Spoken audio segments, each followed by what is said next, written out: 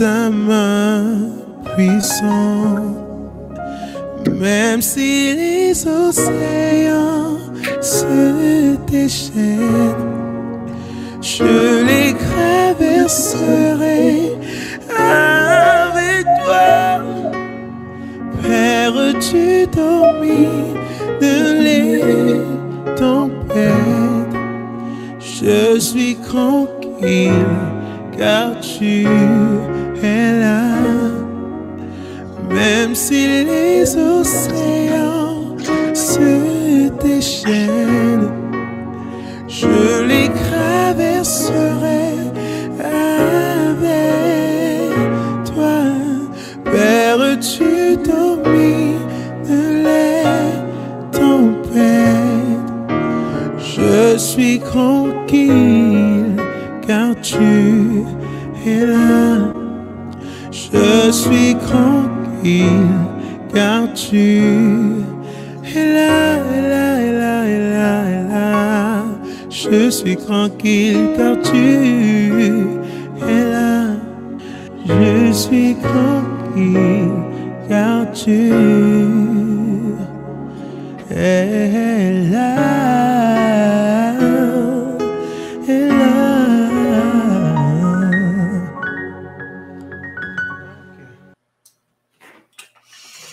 Mesdames et messieurs, frères et sœurs, c'est un plaisir pour moi de vous recevoir encore une fois de plus pour notre émission du lundi. C'est toujours une bénédiction de rencontrer les frères et sœurs dans la foi pour que nous puissions partager des messages profonds. Et aujourd'hui, c'est attention aux séductions des hommes sur le sabbat du 7e jour.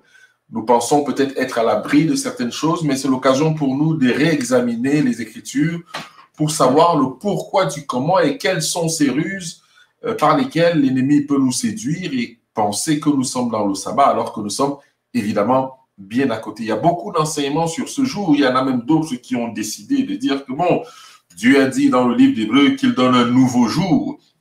D'autres disent que c'est un jour, comme Jean l'a dit, le jour du Seigneur. Nous voulons déblayer tout ça et nous avons vraiment besoin de vous, que vous puissiez vous connecter, dire aux autres que ça a déjà commencé, de telle façon que nous puissions voir Bible à main, n'est-ce pas, avec les questions que je vais poser dans un premier temps au frère Jean-Daniel Haïti et aux questions que vous allez lui poser bibliquement. Vous connaissez le principe de l'émission, mesdames et messieurs, frères et sœurs, c'est de venir dans le studio, de poser vos questions ou par le chat, avec respect, lorsque vous n'êtes pas d'accord, apporter des informations supplémentaires, confirmer ou infirmer tout ceci dans la stricte mesure de la chrétienté.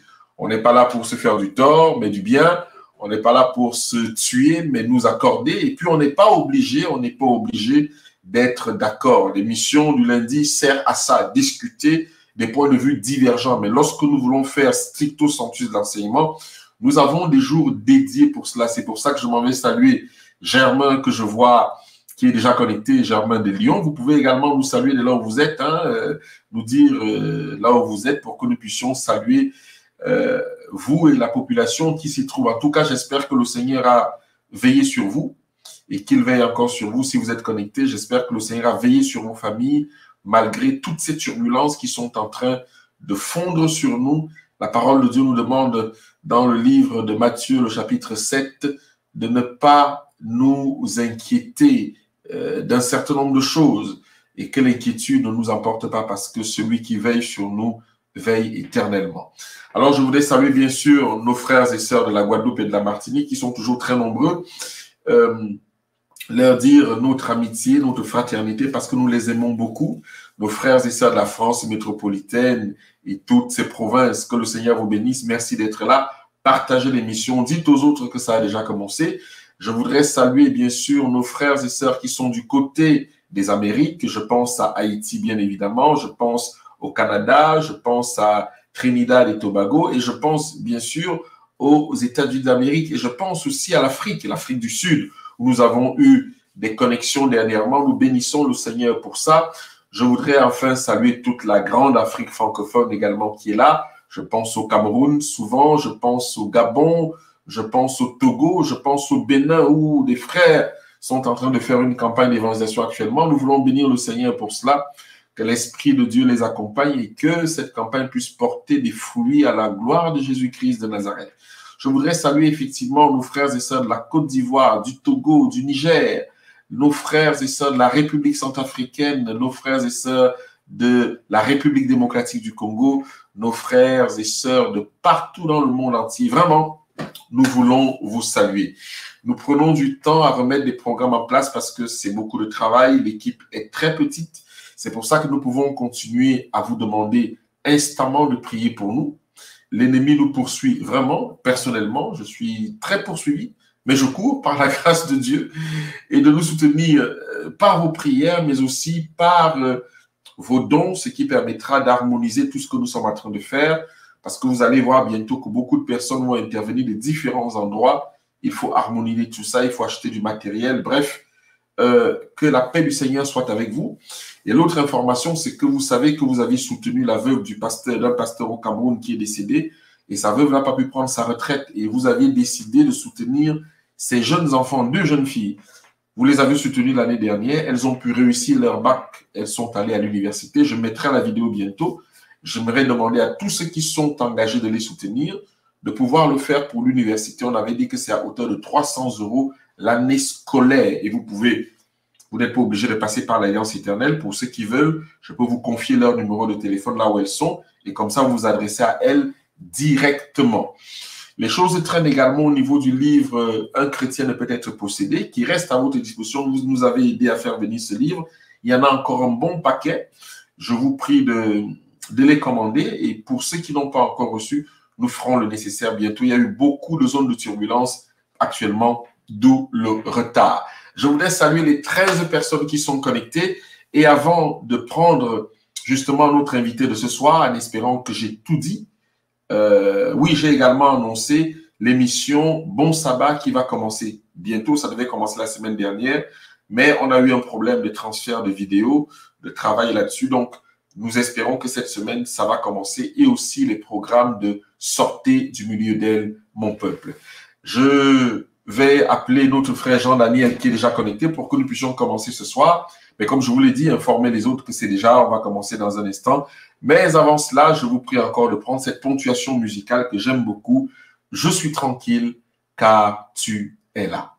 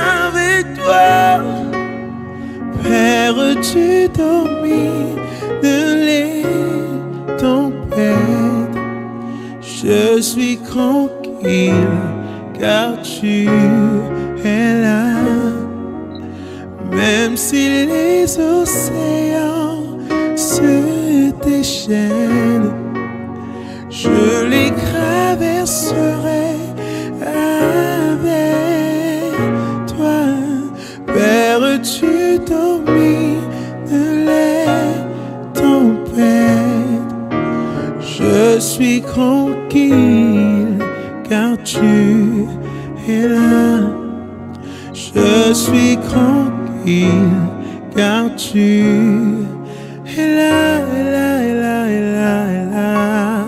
Je suis tranquille car tu es là. Je suis tranquille car tu es là, est là.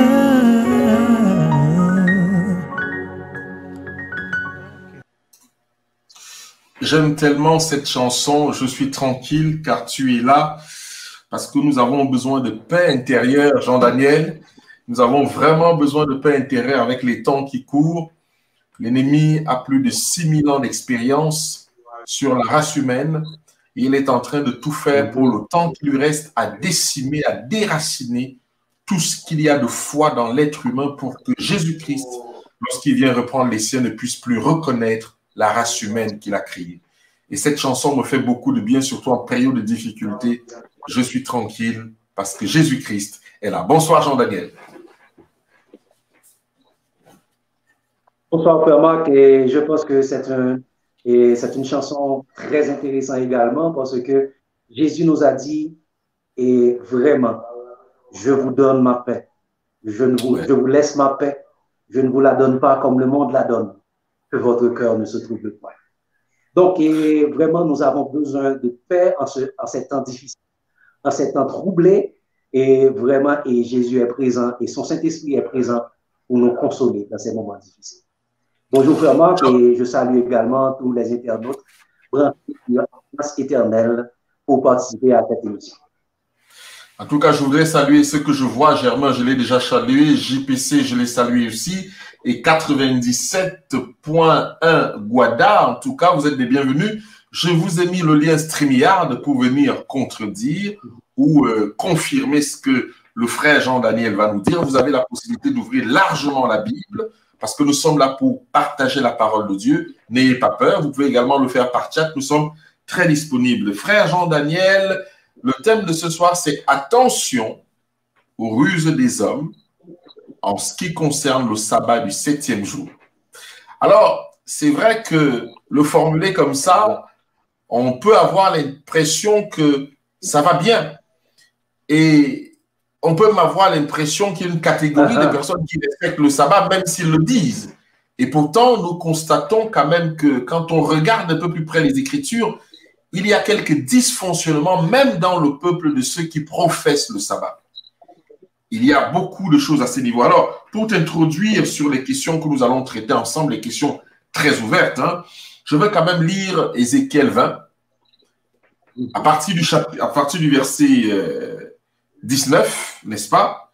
Et le verset 20, qui dit que « Je suis l'Éternel votre Dieu, suivez mes préceptes, observez mes ordonnances, et mettez-les en pratique, sanctifiez mes sabbats, qu'ils soient entre moi et vous un signe auquel on connaisse que je suis l'Éternel. » C'est une marque, c'est quelque chose quand même de puissant. C'est-à-dire que Dieu dit que c'est au travers des sabbats qu'on saura, que le monde saura qu'il est l'Éternel au travers de nous. Alors, c'est devenu quelque chose de très compliqué. C'est pour ça que je voudrais vraiment qu'on rentre dans le sujet et que tu puisses nous accompagner, être très clair par la puissance du Saint-Esprit là-dessus, et nous allons nous accepter ou infirmer au travers des questions que nous allons te poser. Alors, frère Jean-Daniel, la première question qui est tout à fait simple, finalement, qu'est-ce que c'est que le sabbat, selon la Bible? Qu'est-ce que c'est? Et merci, Frère Marc, c'est une excellente question par rapport que nous vivons dans des temps que vraiment la ruse et la séduction fait rage. Donc, l'ennemi essaie de changer, de déformer la parole de Dieu pour favoriser, pour nous pousser à l'incrédulité. Également, il utilise la ruse pour nous égarer loin de la vérité. Comme tu as dit, Frère Marc, qu'est-ce que le sabbat? Généralement, si on va rapidement dans Genèse 2, le verset 1 à 3, il nous est dit que, et Frère Marc, ainsi fut achevé les cieux et la terre et toute leur armée. Dieu acheva au 7e jour son œuvre qu'il avait faite. et il se reposa le 7e jour de toute son œuvre qu'il avait faite. Et Dieu bénit le 7e jour et il le sanctifia, parce qu'en ce jour, il se reposa de toute son œuvre qu'il avait créée en la faisant. Donc, la première chose qu'on peut voir là dans Genèse 2, le sabbat, c'est le jour du repos de l'Éternel. Après une semaine de création, après 6 jours de création, Dieu a achevé son œuvre. Le 7e jour, il se reposa. Et en se reposant, Dieu a fait 3 actions dans ce jour. 1, il se reposa, c'est la première action. 2, il a sanctifié ce jour. Et 3, il a béni ce jour. Et si on regarde également dans Exode 20, versets 8 à 11, mais on va regarder versets 8, 9 et 11. Il est dit, tu travailleras, souviens-toi du jour du repos pour le sanctifier. Tu travailleras 6 jours et tu feras tout ton ouvrage, mais le 7e jour est le jour du repos de l'Éternel. Et au verset 11, il dit, car en 6 jours, l'Éternel a fait les cieux, la terre, la mer et les sources d'eau, et il s'est reposé le 7e jour. C'est pourquoi l'Éternel a béni le jour du repos. Donc, le sabbat, c'est le jour du repos, c'est le 7e jour, le jour du repos de l'Éternel. Le sabbat également, chers amis, c'est aussi également le 4e commandement, comme il est mentionné dans Exode 20, verset 8 à 11, comme il est mentionné également dans Deutéronome 5, verset 12 à 15. Contrairement à ce qui se dit, que généralement le jour du repos, c'est le 3e commandement, mais dans la Bible, le jour du repos, c'est le 4e commandement, contrairement à ce que véhiculent les catholiques qui disent que le repos, c'est le 3e commandement, comme ils ont retiré le 2e commandement du décalogue de l'Éternel. Et également, le sabbat également, et frère Marc, c'est le 7e jour. Très souvent, beaucoup de personnes disent que on ne connaît pas ce que c'est le 7e jour. Le 7e jour, donc c'est pas le 7e jour qu'on a maintenant aujourd'hui. Et si on regarde généralement dans la parole de Dieu, on peut regarder dans Luc, on peut regarder dans Jean, mais on va le regarder dans Marc comme toi-même, Marc. Et généralement, il est dit que, et on sait que tout le monde sait que Jésus est mort un 6e jour. Jésus est mort un vendredi. Très souvent, dans le langage, on parle de vendredi saint, même si ce n'est pas biblique. Il n'y a aucun vendredi saint. Jésus est ressuscité un dimanche Pâques, même si ce n'est pas biblique. Alors, et il n'y a pas de dimanche Pâques. Il y a vendredi Pâques, ainsi de suite. On va regarder. On regarde dans Marc 15, versets 42, 43 et 46. Il est dit, dans Marc 15, il dit, le soir étant venu, comme c'était la préparation, c'est-à-dire la veille du sabbat.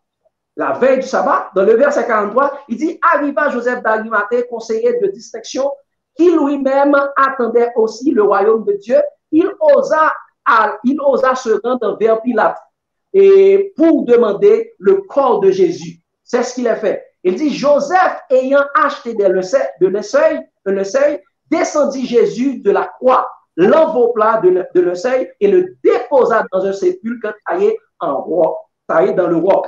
Puis, il roula une pierre à l'entrée du sépulcre. Jésus est mort le 6e jour et on appelait ce jour le jour de la préparation. Le jour où le sabbat allait commencer. Le sabbat allait commencer. Et lorsqu'on regarde, généralement, on va regarder suivant. Et dans le verset, et dans Marc 16, verset 1 à 6, on va regarder, on nous dit que lorsque le sabbat fut passé,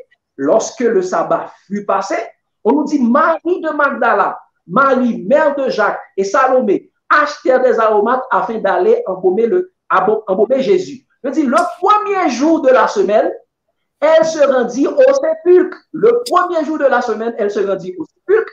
De grand matin, comme le soleil venait de se lever. Permets-moi de te couper. Nous avons un ensemble de questions à couvrir pour que le sujet soit vraiment clair et que ce ne soit pas quelque chose de compliqué à comprendre. C'est pour ça que la première question était qu'est-ce que le sabbat? Eh bien, tu l'as défini bibliquement. Le sabbat est le jour du repos de l'Éternel. D'accord? C'est l'Éternel qui décide de se reposer et il nous transfère ce jour du repos. Maintenant, une autre question, aussi petite soit-elle, que l'on peut poser justement pour harmoniser la compréhension que tu vas développer au fur et à mesure des questions, est que OK. Alors, pourquoi alors est que pour qui est le sabbat du 7e jour? Nous avons vu que la raison du sabbat, c'est Dieu qui la donne lui-même, n'est-ce pas? Alors, une question qu'on peut se poser, pour qui est le sabbat du 7e jour? Parce qu'on peut penser que le sabbat, c'est pour les adventistes du 7e jour. On peut penser que le sabbat, c'est pour les juifs. Bref, pour toutes les communautés qui adhèrent et qui ont accepté cette doctrine. Mais est-ce en fait la vérité biblique? À qui et pour qui est destiné le sabbat? Merci vraiment. Encore une fois, une très bonne question et on va le répondre bibliquement. Et dans Lévitique 23, verset 3, dans Lévitique 23, verset 3, il est dit, on travaillera 6 jours, mais le 7e jour est le sabbat. Et si on regarde à la fin du verset, on dit c'est le sabbat de l'Éternel. Donc, le sabbat, c'est le sabbat de l'Éternel. Pour confirmer cela, Lévitique 23, le verset 38, il dit, vous observerez en outre les sabbats de l'Éternel. Donc, le sabbat, c'est le sabbat de l'Éternel. Et en plus de ça, également, en plus que c'est le sabbat de l'Éternel, mais c'est aussi le sabbat consacré à l'Éternel. On va regarder dans Exode 16, le verset 23, il dit, demain, il dit, et Moïse leur dit, c'est ce que l'Éternel a ordonné. Demain, c'est le jour du repos du sabbat consacré à l'Éternel. Donc, le sabbat, c'est le sabbat consacré à l'Éternel. Exode 31, le verset 15, il dit, on travaillera 6 jours, mais le 7e jour est le sabbat, le jour du repos consacré à l'Éternel. Donc, le sabbat, c'est le sabbat de l'Éternel, le sabbat consacré à l'Éternel. C'est aussi également, c'est le sabbat en l'honneur de l'Éternel. C'est aussi le sabbat en l'honneur de l'Éternel. Si on regarde également rapidement dans Lévitique 19, le verset 3, comme les sabbats du 7e année est en l'honneur de l'Éternel, et le sabbat également, c'est le sabbat en l'honneur de l'Éternel. Donc, on voit 3 choses. Le sabbat, c'est le sabbat de l'Éternel, c'est le sabbat consacré à l'Éternel, c'est le sabbat en l'honneur de l'Éternel. Et si on va plus loin encore, c'est le sabbat, c'est la possession de l'Éternel. Donc, le sabbat, c'est la possession de l'Éternel. Ce n'est pas la possession des Juifs, ce n'est pas la possession des adventistes, mais c'est le sabbat de l'Éternel. Oui, ça c'est très intéressant. Alors, avant de te poser une petite question qui dérange, c'est le sabbat de l'Éternel, mais est-ce que Dieu n'a-t-il pas donné le sabbat du 7e jour à une catégorie de personnes? Puisque c'est le sabbat de l'Éternel, est-ce qu'il ne l'a pas donné à une catégorie de personnes? À qui Dieu aurait donné le sabbat de l'Éternel? Son sabbat, je veux dire. Et c'est une très bonne question, frère Marc, parce que généralement, si on dit que vraiment c'est le sabbat de l'Éternel, est-ce que l'Éternel n'a pas donné ce sabbat à une catégorie de personnes? On va regarder. Et frère Marc, il est dit dans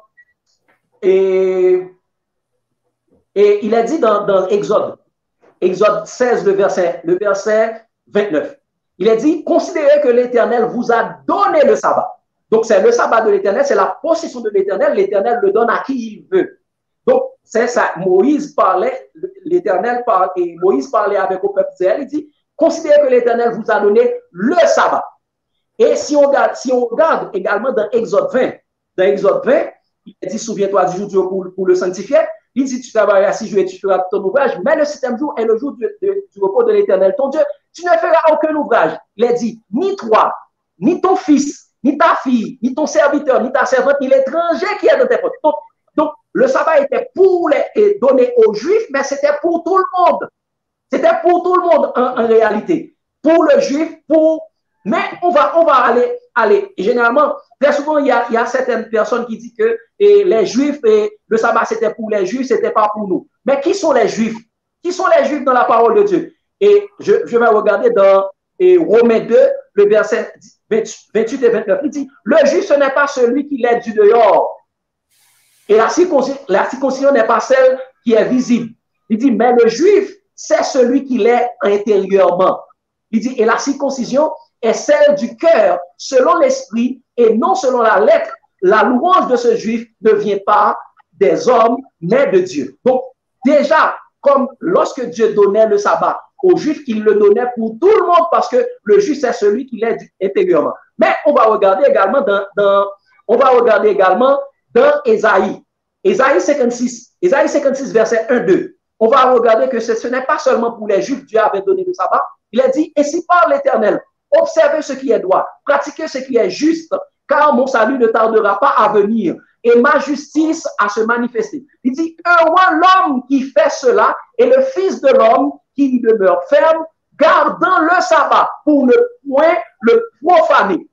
Il dit, le Fils de l'homme qui garde le sabbat. Donc, les Juifs sont des hommes, les Haïtiens sont des hommes, les Français sont des hommes, donc pour tout le monde. Et on regarde également dans Marc 2, verset 27-28, il est dit comme ça, il est dit, puis il leur dit, le sabbat a été fait pour l'homme et non l'homme pour le sabbat, en sorte que le Fils de l'homme est maître même du sabbat. Donc le sabbat est fait pour l'homme, est fait pour les Juifs, et les Juifs, ce sont ceux qui ont la foi. Ce sont ceux qui ont la foi. Donc, ça veut dire le sabbat est fait pour tout le monde. C'est Dieu qui donne le sabbat aux humains, à l'humanité. Alors, je voudrais qu'on rétablisse un peu une vérité fondamentale. Je voudrais saluer tous ceux qui viennent de nous rejoindre. Nous sommes déjà nous étions 35 personnes tout à l'heure. Continuez à partager.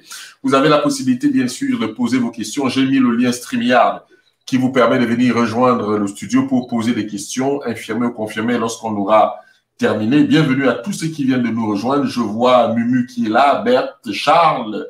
Je vous salue dans le nom de Jésus-Christ et tous ceux qui ne se sont pas présentés. Jean-Daniel, je voudrais qu'on établisse, par la grâce de Dieu, le principe du sabbat, le principe du 7e jour, parce que d'autres dénominations disent que ils n'adorent pas le sabbat parce que le sabbat est dépassé. Le sabbat fait partie de la loi de Moïse et que tout ce qui est loi de Moïse est dépassé. Donc, voilà. Donc, comment établir la réalité du sabbat étant dit que c'est le sabbat de l'Éternel? Marc 2, verset 27, qui nous dit que le sabbat a été fait pour l'homme, c'est-à-dire c'est le sabbat de l'Éternel qui donne à l'homme, n'est-ce pas? Mais aujourd'hui, que la grande partie de l'humanité rejette.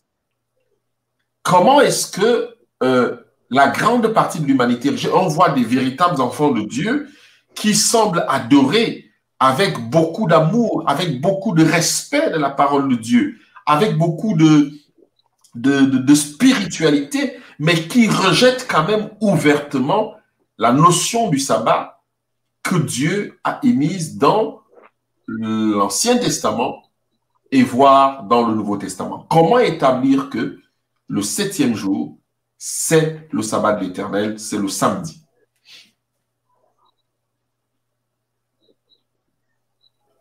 Oui, frère Bach. Généralement, on vient de le voir tout à l'heure dans Marc.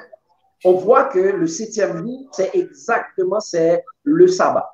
Jésus est mort un 6e jour, le jour de la préparation, et Jésus s'est reposé dans le sépulcre et il est ressuscité le 1er jour. Et généralement, le problème, c'est que beaucoup de personnes c'est qu'ils pensaient que le sabbat, c'est le sabbat des Juifs. Ils ne disaient pas que le sabbat, c'est le sabbat de l'Éternel. Donc, quand Dieu donne le sabbat aux Juifs, il le donne à qui? Il le donnait à l'humanité.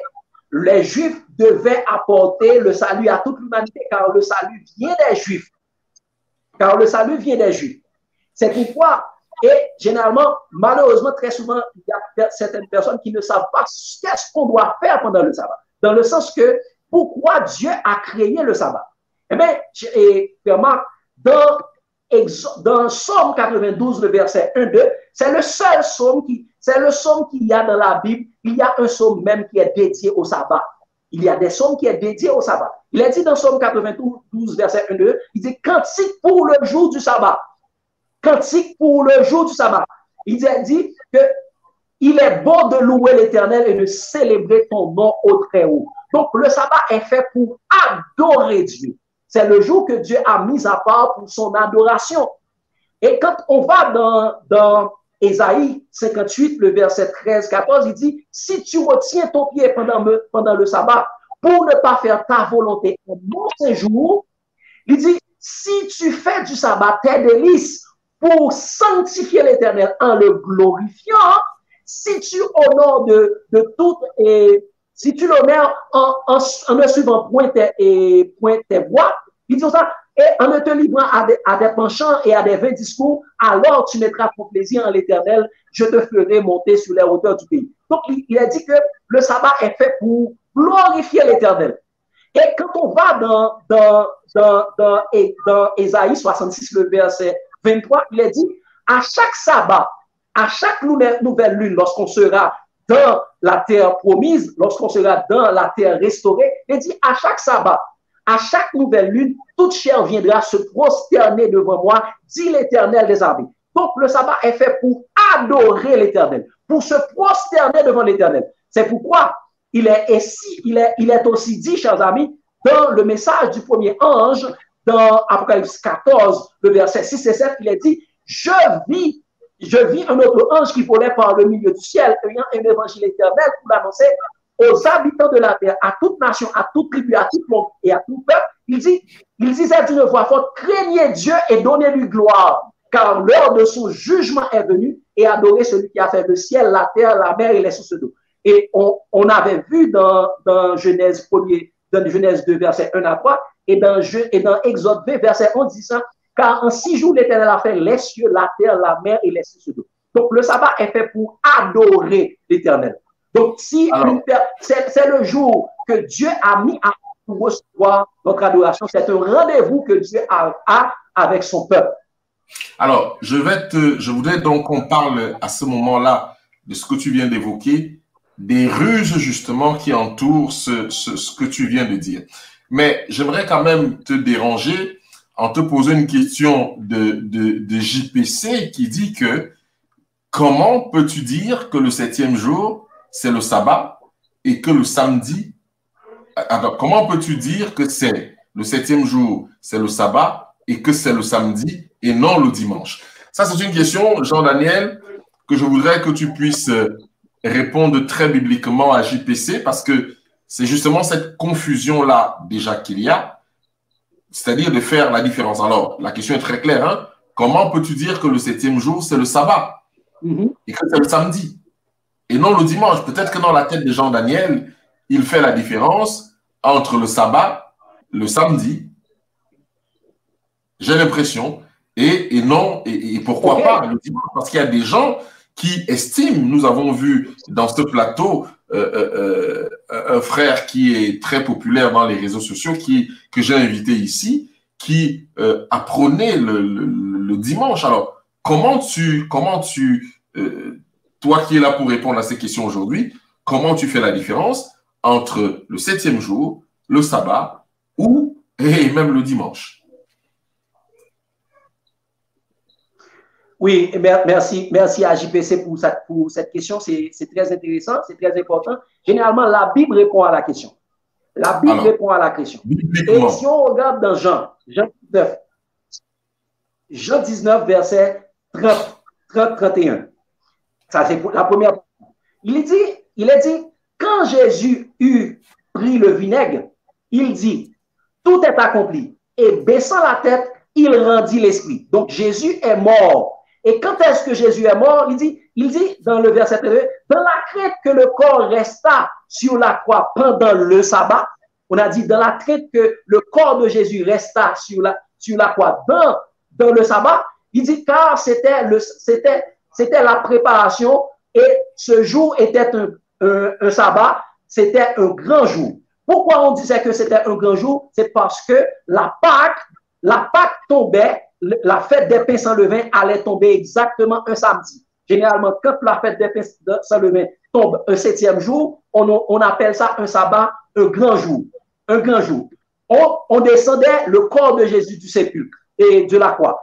Et on l'a mis dans le sépulcre. On l'a mis dans le sépulcre. Et au verset 20, à Jean 20, le verset 1er, il dit, le premier jour de la semaine, Marie de Magdala se rendit dès le matin, comme il faisait encore obscur, il vit que la pierre était déjà roulée.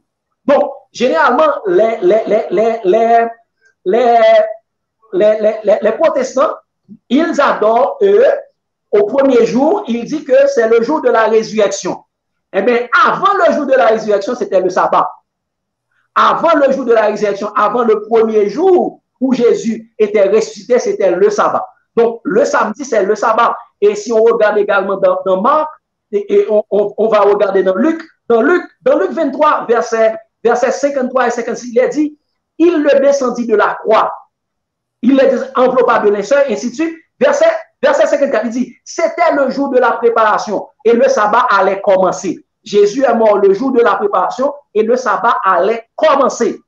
Et on a dit dans le verset 56, il dit, et étant retournée, elle préparait des aromates et des parfums, puis elle se reposait le sabbat, le jour du sabbat selon la loi. Donc les femmes se reposaient le jour du sabbat, ils ont déposé le corps de Jésus dans le sépulcre, ils allaient se reposer. Et il dit, le premier jour de la semaine, dans Luc 24, verset 1 à 3, il dit, le premier jour de la semaine, elles se rendirent au sépulcre au grand matin avec des aromates qu'elles avaient préparés. Elles trouvèrent, la pierre était roulée devant le sépulcre et entrées, elles ne trouvèrent pas le corps du Seigneur parce que Jésus était ressuscité.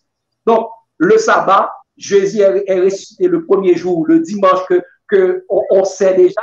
Et le dimanche avant la résurrection, c'était le jour du sabbat. Jésus est mort le 6e jour, le jour de la préparation. Il s'est reposé dans la tombe le jour du sabbat. Il est ressuscité le premier jour, le jour de la résurrection que nous connaissons tous, c'est le premier jour de la semaine. Alors, merci frère Jean-Daniel. J'espère que JPC en est convaincu des éléments de réponse que Jean-Daniel a procurés, qui sont bibliques, puisqu'il a cité les versets bibliques. C'est vrai qu'il les cite, mais au besoin, vous pouvez demander à ce qu'on les lise ensemble. Ce serait aussi intéressant. Jean-Daniel, tu as parlé de l'adoration. Avant de parler de ce qui est permis de faire le jour du sabbat et de ce qui n'est pas permis de faire le jour du sabbat, nous avons vu avec toi tout à l'heure que le sabbat, c'est un jour d'adoration dédié à l'Éternel, exclusivement à l'Éternel. Et que Ézéchiel 20, le verset 20 dit que c'est à cela qu'on reconnaîtra qu'il est Dieu, en fait. Exode 20 le dit. Alors, quelles sont les ruses ici que l'on peut déceler que l'ennemi commence à introduire, non seulement dans le peuple de ceux qui croient au sabbat, mais en plus dans ceux qui ne croient pas au sabbat? Ok, et merci frère Marc.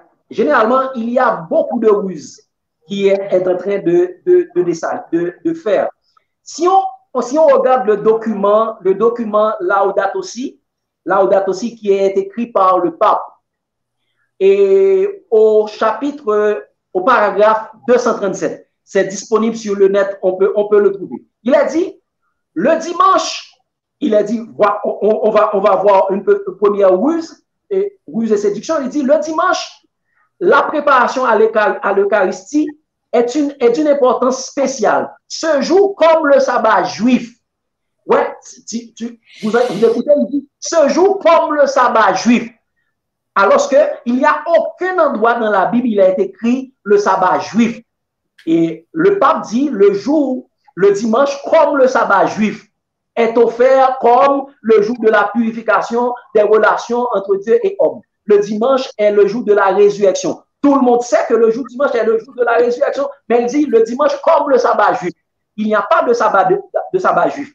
Autre ruse et séduction qu'il y a par rapport au sabbat, il y a également des gens qui disent que, peut-être on va le voir tout à l'heure, des gens qui disent que lorsqu'on est en Jésus, Jésus est le repos.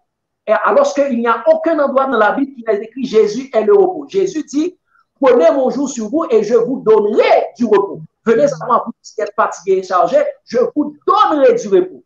Mais ils disent que Jésus est le repos. Autre ruse et séduction qu'il y a dans le sabbat, chers amis, c'est la stigmatisation qui est en train de se faire. On dit que c'est le sabbat des Juifs, on dit que c'est le sabbat des Adventistes, on dit que c'est le sabbat des pasteurs, on dit que c'est le sabbat des anciens, on dit que c'est le sabbat de la jeunesse, on dit que c'est le sabbat de ton déplacement, sabbat de ainsi de suite. On dit ensemble de sabbat, alors que le sabbat, c'est le sabbat de l'Éternel, c'est le sabbat consacré à l'Éternel, c'est le sabbat en l'honneur de l'Éternel. On doit mettre... Jean-Daniel, s'il te plaît. tu es en train de dire que lorsque, par exemple, on dit que c'est le sabbat de la jeunesse, c'est une faute, ou alors, par exemple, comme dans certaines régions, pardon, les pasteurs, excusez-moi, je ne m'attaque pas à vous, c'est un exemple, on parle de la journée d'appréciation du pasteur qui ne se passe que pratiquement que le jour du sabbat, ou encore dédier un sabbat à une cause particulière, tu es en train de dire que c'est un problème. Bibliquement, c'est un grave problème. Regardez si on retourne dans Lévitique 25, le verset 4. Regardez ce qu'il écrit. Il dit, mais le 7e année, donc comme le sabbat du 7e année, on va faire une comparaison. Il dit, mais le 7e année sera un sabbat, un temps de repos pour la terre, un sabbat en l'honneur de l'Éternel. Donc c'est un sabbat en l'honneur de l'Éternel de la même façon que le sabbat du 7e jour. Mais regardez dans ce qu'il est dit dans 1 Chronique 16, le verset 28. 1 Chronique 16, verset 28, il dit, famille des peuples, rendez à l'Éternel gloire et honneur. Et si on a également dans Psaume 29, verset 1 et 2, il dit, fils de Dieu, rendez à l'Éternel gloire et honneur, rendez à l'Éternel gloire pour son nom. Mais allons dans Ésaïe 42, le verset 8. Ésaïe 42, le verset 8. Regarde ce qu'il a dit. Il dit, je suis l'Éternel, c'est là mon nom. Je ne donnerai pas ma gloire à un autre, ni mon honneur aux idoles. Donc, chers amis, l'Éternel dit, c'est là mon nom, je ne donnerai pas ma gloire aux idoles et mon honneur. Donc, c'est-à-dire, on ne devait pas mettre aucun autre adjectif après le sabbat de l'Éternel. Donc, c'est le sabbat de l'Éternel tout court. Le sabbat est fait pour donner gloire à l'Éternel. Donc, on ne devrait pas dire, quand on dit que c'est le sabbat de pasteurs, c'est le sabbat des anciens, on est en train d'idolâtrer le sabbat. Mais c'est dangereux, mais est-ce que c'est dangereux ce que tu dis, mais est-ce que la compréhension ne serait pas que c'est peut-être le sabbat de la jeunesse, c'est-à-dire que c'est la jeunesse qui va diriger l'adoration, ou alors c'est parce que quelquefois l'attention est figée non sur Dieu, mais sur la jeunesse qui dirige justement l'adoration, ou alors l'anciennat, ou alors tout autre département qui dirigerait l'adoration ce jour-là. Est-ce que ce n'est pas plutôt comme ça qu'il faut voir les choses? Vraiment, et je comprends la première partie. Peut-être on pourrait dire que ce sabbat, c'est la jeunesse qui va diriger, c'est la jeunesse qui va organiser. Mais quand on dit le sabbat de la jeunesse, et malheureusement, dans la pratique, et c'est la jeunesse qui est en vogue. Les gens sont venus pour regarder la jeunesse. Et la jeunesse fait des exhibitions, des choses qui n'a aucun aspect dans le sabbat, aucun moment d'adoration où l'homme est en vigueur, l'homme est en train d'être glorifié. Et lorsqu'on dit c'est le sabbat des pasteurs, on chante le cant à moi des pasteurs, on dit voici, on chante, on montre tout ça. Alors que l'Éternel ne trouve pas la gloire. C'est les hommes qui prennent toute la gloire qui est due à l'Éternel seulement. On dit le sabbat des anciens. Là, on met les anciens en haut, on parle d'eux. Donc, c'est pas bon. C'est pas bon bibliquement.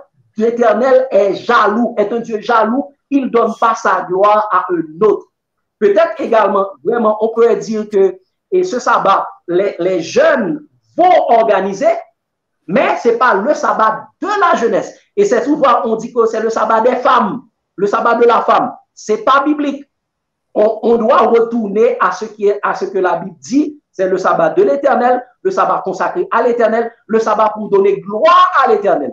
Aucun humain ne doit recevoir la gloire qui est due à l'Éternel, l'honneur, la consécration et qui est due à l'Éternel et à l'Éternel seul.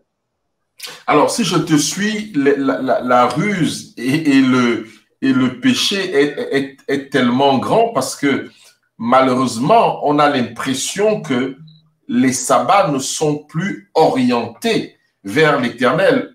Souvent, la portion qui lui est donnée, ce sont les 40 ou 45 minutes de culte. Et encore, si ce n'est pas un sujet à polémique. Donc, finalement, nous sommes en train, si je te suis très bien, de vivre des sabbats extrêmement vides, puisque l'adoration, les chants sont les cantiques élevés à Dieu, mais l'orientation peut être autre. Donc, tu es en train de nous dire que, selon toi, selon ta lecture des Écritures, nous sommes loin justement d'être concentrés sur le message du premier ange qui dit « Craignez Dieu et donnez-lui gloire », si je te comprends bien. Exactement. Nous sommes en train de passer à côté du sabbat. On est dans le sabbat, mais on ne donne pas la gloire à Dieu. On est en train d'idolâtrer les hommes dans le sabbat. Et tout à l'heure, on va le voir avec les Juifs, chers amis, quand on dit le sabbat de la jeunesse, le sabbat des pasteurs, chers amis, toute la gloire est allée vers les pasteurs. Et malheureusement, Dieu... Les pasteurs sont les serviteurs de l'Éternel, Jean-Daniel. Tu dis, les pasteurs sont les serviteurs de l'Éternel. Oh, frère Marc, il a dit, et on reprend Ésaïe 42, le verset 8, il dit, je suis l'Éternel, c'est là mon nom. Je ne donnerai pas ma gloire à un autre, ni mon honneur aux idoles. Donc, les pasteurs bien sont des serviteurs de l'Éternel, mais ça ne fait pas qu'il doit recevoir la gloire, il doit recevoir l'adoration. Si on rappelle dans Apocalypse 19, le verset 10, et avant le verset 10, on voyait que Jean voulait adorer l'ange qui est un serviteur de l'Éternel. Mais l'ange lui dit, garde-toi de les faire. Je suis ton compagnon, l'un de tes compagnons de service. Il dit, adore Dieu. Donc, nous devons tous adorer Dieu. Toute l'honneur, toute la gloire dans le sabbat devrait être à Dieu et à Dieu seul. Craignez Dieu et donnez-lui gloire car l'heure de son jugement est venue. Donc, malheureusement, très souvent, on passe à côté du sabbat. Nous sommes à 20h49 minutes. On a encore beaucoup de questions et je commence à voir le studio s'agiter avec ce que tu es en train de dire. Je vois Charles qui vient d'arriver. Je suis sûr que il a beaucoup de choses à dire. J'ai encore des questions à te poser, mais je vais quand même ouvrir l'antenne pour les auditeurs. Vous pouvez déjà poser vos questions à Jean-Daniel parce qu'on a encore beaucoup de choses. Ce qu'il faut faire le jour du sabbat et ce qu'il ne faut pas faire. Comment les Juifs ont-ils traité le sabbat? Nous devons encore voir ça et continuer à creuser un peu sur les ruses actuelles du sabbat. Alors, Charles, je vais te faire entrer dans le studio parce que je te vois là-bas. Je vois que tu... Bonsoir, Charles. Bonsoir, Marc. Bonsoir, le frère... Jean-Daniel. Jean-Daniel, oui. Oui, nous t'écoutons, Charles. Et je suis vraiment très, très ému d'avoir ce sujet ce soir. Et je suis, pour une fois, depuis que cette émission existe, Jean-Daniel, je le trouve tellement cohérent. Et c'est pourquoi j'interviens, je viens pour ajouter un peu dans ce qu'il dit. OK. Nous traitons un sujet qui est très délicat et très important. Et c'est même le sujet principal du message des trois anges. Mais avant, je vais un peu retourner un peu en arrière. Jean-Daniel parlait de pourquoi on dit samedi et non dimanche, par exemple. À mon avis, le texte, ça c'est une question que j'ai souvent avec beaucoup des autres congrégations qui me disent toujours, bon, pourquoi vous dites que c'est forcément le sabbat? Alors, moi, j'ai souvent un texte que je donne, Exode 16.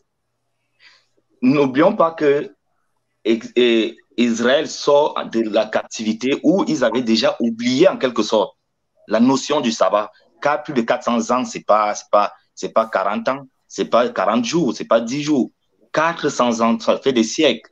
Donc, Israël, Dieu a fait exprès de permettre à ce qu'Israël passe par le désert pour apprendre à nouveau cette culture, celle qui vient de Dieu. Et même comment compter les jours, d'où Exode 16 intervient pleinement. Pendant 40 ans, Israël a fait la même chose pendant 40 ans. Donc moi, depuis que je suis né, j'ai fait la même chose jusqu'à aujourd'hui. Il était très difficile pour Israël d'oublier ce jour, même Israël d'aujourd'hui. Donc ça, pour moi, je vais seulement prendre cet exemple. Il y a beaucoup d'autres exemples dans la Bible. Et maintenant, je vais venir sur le volet vous étiez tout de suite là sur les fêtes de pasteurs et tout. Mais j'étais au Cameroun il y a de cela à peu près 2 semaines. Et j'ai eu ce sujet avec mon papa et certaines personnes au pays en ce qui concerne les assemblées, les fêtes de pasteurs et tout. Je suis d'accord avec Jean-Daniel que le rôle de Satan aujourd'hui, c'est même quoi? Satan n'empêche pas l'homme n'essaye pas d'empêcher l'homme d'adorer Dieu, non. Mais ce que Satan veut faire, c'est de dévier l'adoration. Parce que s'il empêche, il ne va pas réussir. Mais qu'est-ce qu'il fait? Il essaye simplement de dévier la cible. Au lieu de cibler Dieu, on cible plutôt quelqu'un d'autre. Il faudrait qu'on garde ça en mémoire.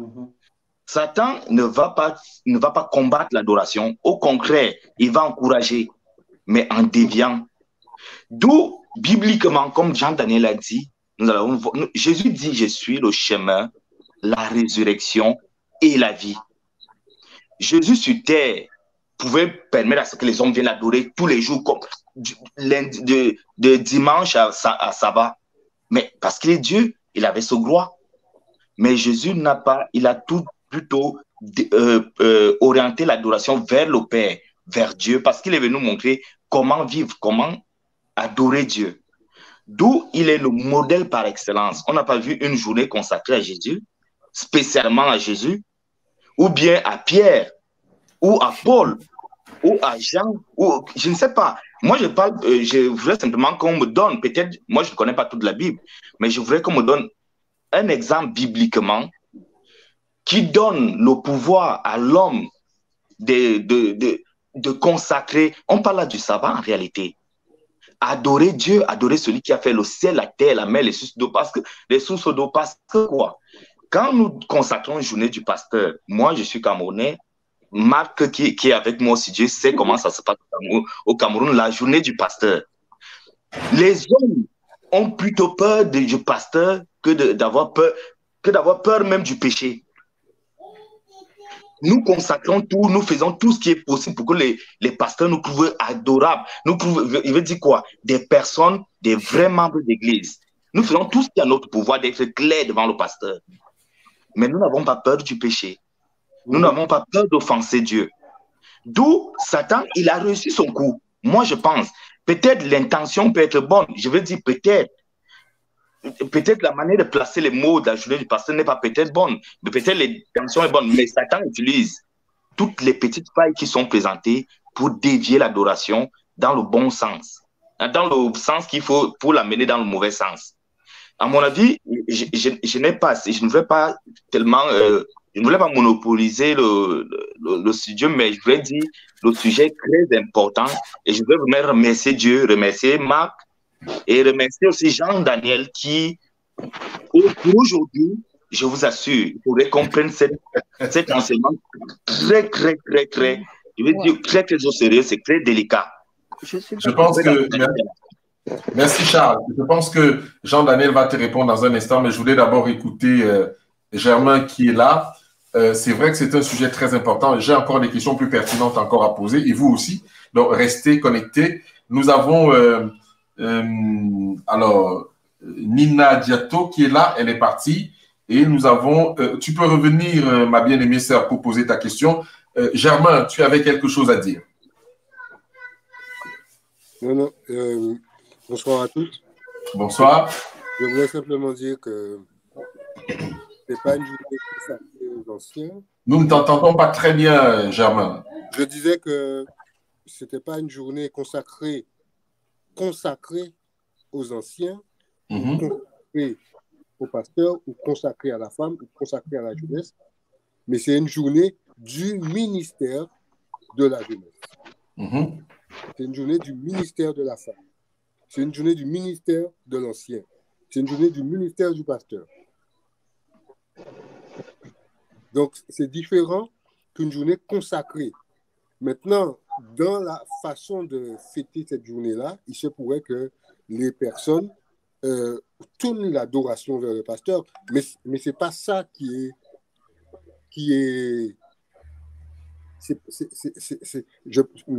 pas ça qui est recherché, de mettre l'adoration sur l'ancien, de mettre l'adoration sur le pasteur. Mais c'est le ministère qui exerce ces personnes-là.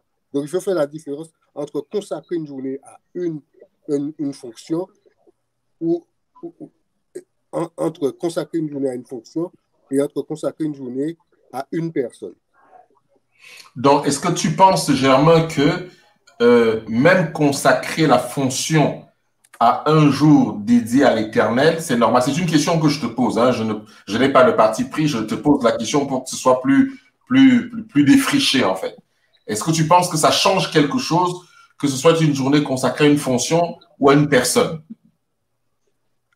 Quand on consacre une journée à un ministère, c'est un ministère que des personnes exercent parce que Dieu leur a donné ce ministère-là. Et c'est dans ce cadre-là, c'est dans ce sens-là que je le dis. D'accord. Okay? J'accorde ça. Derrière ce ministère-là, c'est Dieu qui a donné ce ministère-là à ces personnes-là. Donc, celui qui doit être adoré ce jour-là, ce n'est pas la personne, mais c'est le Dieu qui leur a donné le ministère. Et nous savons que dans toute pratique, les hommes déforment, l'ennemi les aide à déformer les choses. Et je crois que dire que c'est une journée consacrée au pasteur, consacrée à l'ancien, consacrée au diacre, c'est une mauvaise façon de dire la chose. Vous voudrez mieux peut-être dire c'est une journée consacrée au ministère. OK? Dans le sens que derrière ce ministère, il y a Dieu. D'accord. Merci beaucoup, Germain. C'est comme ça que je l'interprète. OK. Merci, Germain. Je voudrais que tu restes là. Ne bouge pas, Charles. Je vais donner la parole avant que notre bien-aimé frère reprenne la parole à notre sœur qui est là. Alors, notre sœur, je ne vois pas, c'est N. Alors, je ne sais pas s'il faut dire Nina, Diato, comment il faut dire ça? Nina, vous pouvez dire Nina, ouais. OK, Nina. Alors, Bonsoir. Bonsoir, on te voit. Tu nous parles d'où, là? Bonsoir.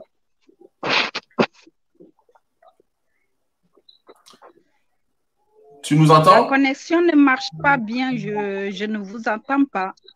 Mais nous, on t'entend, tu peux parler. On t'entend parfaitement. Là, vous m'entendez? Oui, nous t'entendons parfaitement, tu peux parler. C'est un peu compliqué. Tu peux parler, ma sœur, tu peux parler.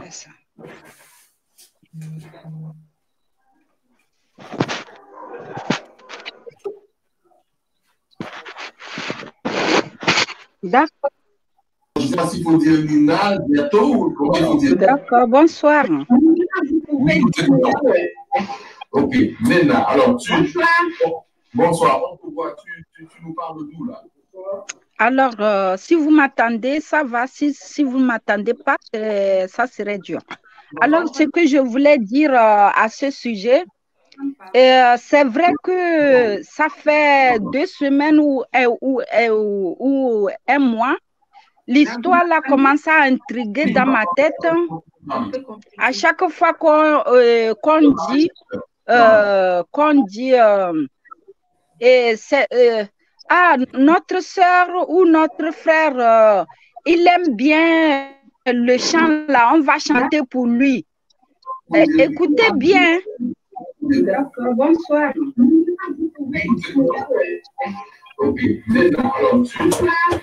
Bonsoir. Alors, Eric, ton micro, on entend ton retour, Eric. Je pense que notre sœur a un problème de connexion. On entend ton retour, Eric. Eric, si tu peux couper ton retour pour que nous puissions entendre que ta voix. Ça fait 2 semaines ou un mois. L'histoire là commence à intriguer. Eric, si tu peux couper ton retour, s'il te plaît. Chaque fois qu'on dit... Voilà. Là c'est parfait. Tu peux couper ton retour. Alors, Jean-Daniel, je donne en dernière position. Alors, Nina revient. Ça ne marche pas bien. Nina revient. Malheureusement, elle a des problèmes de connexion. Nina, nous t'écoutons. Finis ton propos. Ah là, je vous entends bien. Alors oui, je disais que voilà, par exemple, parfois on chante ici à Marseille, on chante et on dit, il y a la sœur là qui aime bien chanter ce cantique, exemple 39, on va chanter pour elle, ou on va chanter ça ensemble. Donc, moi, je trouve...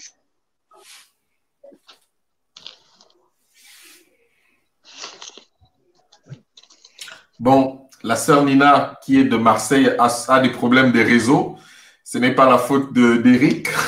Alors, Jean-Daniel, je voudrais te redonner la parole parce qu'on a encore quelques questions à traiter. Et après, donner la parole à Éric. Si tu peux déjà, tu as entendu ce que Charles a dit, tu as entendu ce que Germain a partagé. Tu entrevois également ce que la sœur Nina est en train de vouloir partager avec nous, mais malheureusement, le dépôt fait défaut. Est-ce que tu peux nous apporter quelques éléments bibliques sur les questions avant de repasser la parole à Éric? D'accord, merci frère Marc. Je remercie le frère Charles qui avait fait une très bonne ajout. Un très bon ajout, c'était très intéressant. Et je vais abonder sur le même, dans le même sens pour vous montrer, si on regarde dans Exode, dans Ésaïe, verset 11. Ésaïe 48, verset 11, il est dit que dans Ésaïe 48, c'est pour l'amour de moi. Et c'est pour l'amour de moi que je veux agir. Car mon nom est ainsi, je vais relire, c'est pour l'amour de moi et pour l'amour de moi que je veux agir. Car mon nom serait-il profané? Je ne donnerai pas ma gloire à un autre.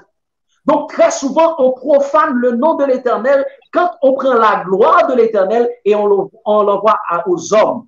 Et très souvent, malheureusement, dans le sabbat, on cherche la gloire de l'homme plus que la gloire de Dieu.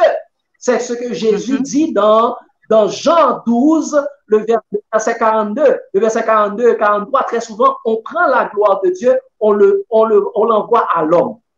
Pour répondre avec Pardonne-moi, Jean-Daniel. Dans l'Ancien Testament, lorsque les serviteurs de Dieu apparaissaient, les prophètes apparaissaient, et même dans le Nouveau Testament, les gens tremblaient. Lorsque Samuel arrive dans la maison de David, on voit que le papa de David tremble parce que qu'est-ce que le prophète va faire dans sa maison? C'est un être spécial.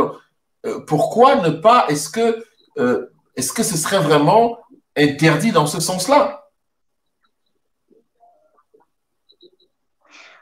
Malheureusement, dans l'Ancien Testament, généralement, les gens n'avaient pas une pleine connaissance de Dieu. C'est avec l'arrivée de Jésus, les hommes vont avoir la pleine connaissance de Dieu. C'est pourquoi il est écrit, il est dit que personne n'a jamais vu Dieu, seul le Fils unique qui est dans le sein du Père l'a fait connaître. Lorsqu'on regarde Jésus, Jésus nous dit, je ne cherche pas ma gloire, mais je cherche la gloire de celui qui m'a envoyé. Je cherche la gloire de celui qui m'a envoyé.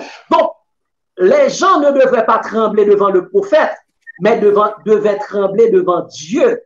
Malheureusement, c'est très souvent, on fait l'inverse. Parce que il est écrit dans Zacharie 4, le verset 6, il dit, ce n'est ni par la force ni par la puissance, c'est par mon esprit. Donc, c'est l'esprit qui intervenait dans les prophètes. Ce n'est pas le prophète lui-même. Et ça fait, Jésus nous dit dans Jean 15, sans moi, vous ne pouvez rien faire. On ne doit pas trembler devant un homme, on doit trembler devant Dieu. OK. Jean-Daniel, merci. Alors, OK. Nina, je vais te redonner la parole pour clôturer ton propos, s'il te plaît. Oui, en fait, je suis beaucoup d'accord avec le frère ou le pasteur, je ne sais pas. Mais en fait, je disais que ça fait 2 semaines ou 1 mois, l'histoire a commencé à marcher dans ma tête. Et je ne sais pas si c'est poussé par le Saint-Esprit que de suite j'ouvre et je vois que vous faites le même débat. Donc, je suis d'accord dans le cas que c'est Dieu seul qu'on peut donner la gloire. Par exemple, si j'aime un chant et que je le chante tout le temps, on ne peut pas venir au sabbat, on dit que ben Nina, elle aime bien le chant là, on va chanter ça pour elle. Là, c'est déjà, c'est comme si c'est moi qu'on est parti pour adorer. Je donne un exemple comme ça. Et de deux, le sabbat de l'Éternel reste sabbat de l'Éternel. et on ne peut pas attribuer ça à quelqu'un d'autre. Donc, on peut pas dire que ouais, le sabbat aujourd'hui, c'est le sabbat des pasteurs, mais il n'y a pas sabbat des pasteurs, il y a sabbat de l'Éternel, un point trait. Et s'il y a d'autres jours qu'ils ont choisi, comme lundi, mardi, pour dire que c'est le sabbat des pasteurs, là, je peux comprendre aussi. Mais le seul jour d'adoration, de consécration à Dieu, ça restera que pour le nom de Dieu. Bon, après, il faut fouiller vraiment pour que c'est le premier débat pour cette question et que je questionnais sur ça. Peut-être ça va s'améliorer, on va mieux comprendre. Merci. Voilà. Merci pour le frère Daniel qui a fait cette exposition. C'est un peu intéressant. C'est beaucoup intéressant. Merci beaucoup. Eric, bonsoir. Oh Seigneur. Eric. Là maintenant, tu m'entends. Ok, on t'entend, Eric. Donc, c'est bien que mon micro était fermé. Bon. Allô, c'est parti. Nous t'écoutons, Eric. Bonjour, frères et sœurs. Ok, on t'entend, Eric. Oui, je sais que tu m'entends. Laisse-moi finir. C'est bien que mon micro était fermé. Bon. Bonjour Jean-Daniel, bonjour frères et sœurs, bonjour tout le monde. Nous t'écoutons, Eric. Oui, mais laisse-moi, j'arrive. Oui, donc du coup, il y a un décalage, c'est pour ça. Donc, je vais pas m'arrêter de parler, comme ça, tu ne me diras pas. Bonjour tout le monde, bonjour mes frères et sœurs, bonjour tout le monde. Et comme disait le frère tout à l'heure, pour une fois, j'abonde dans le sens de Jean-Bernard. Pour une fois. Parce que Jean-Bernard, tu as 1000 fois raison. Et en fin de compte, ce que Jean-Bernard souligne là, c'est toute la subtilité de l'ennemi. La subtilité de l'ennemi, elle est justement là. Parce que après, on va dire que c'est des problèmes de langage, c'est des façons de dire les choses, ce n'est pas bien important. Mais à force de choses pas bien importantes, de défauts de langage qu'on accepte et qu'on consomme, on est en train de détourner l'adoration parce que nous n'oublions pas que nous sommes infiltrés. Et pendant que nous, là, on est en train de dire, oui, le sabbat des jeunes, eh ben, c'est... Alors, effectivement, il y a différentes catégories socio-professionnelles dans l'Église, il y a différentes compréhensions, il y a différentes provenances. Les gens, c'est justement de ça que profite l'ennemi. C'est qu'on a un manque de précision. On a perdu le côté précis, alors que nous savons que nous avons un Dieu d'ordre, un Dieu qui aime que les choses soient réglées parfaitement, comme du papier millimétré. Et en fait, quand on dit le sabbat des jeunes, effectivement, moi, dans mon entendement, et merci Jean-Bernard, ça ne m'avait jamais choqué, parce que je comprenais que c'est le sabbat du Seigneur, mais conduit par des jeunes ce jour-là. Et ça, c'est moi. Mais pendant que je crois ça, moi, combien de gens se laissent attraper par cette approximation dans les mots, ce manque de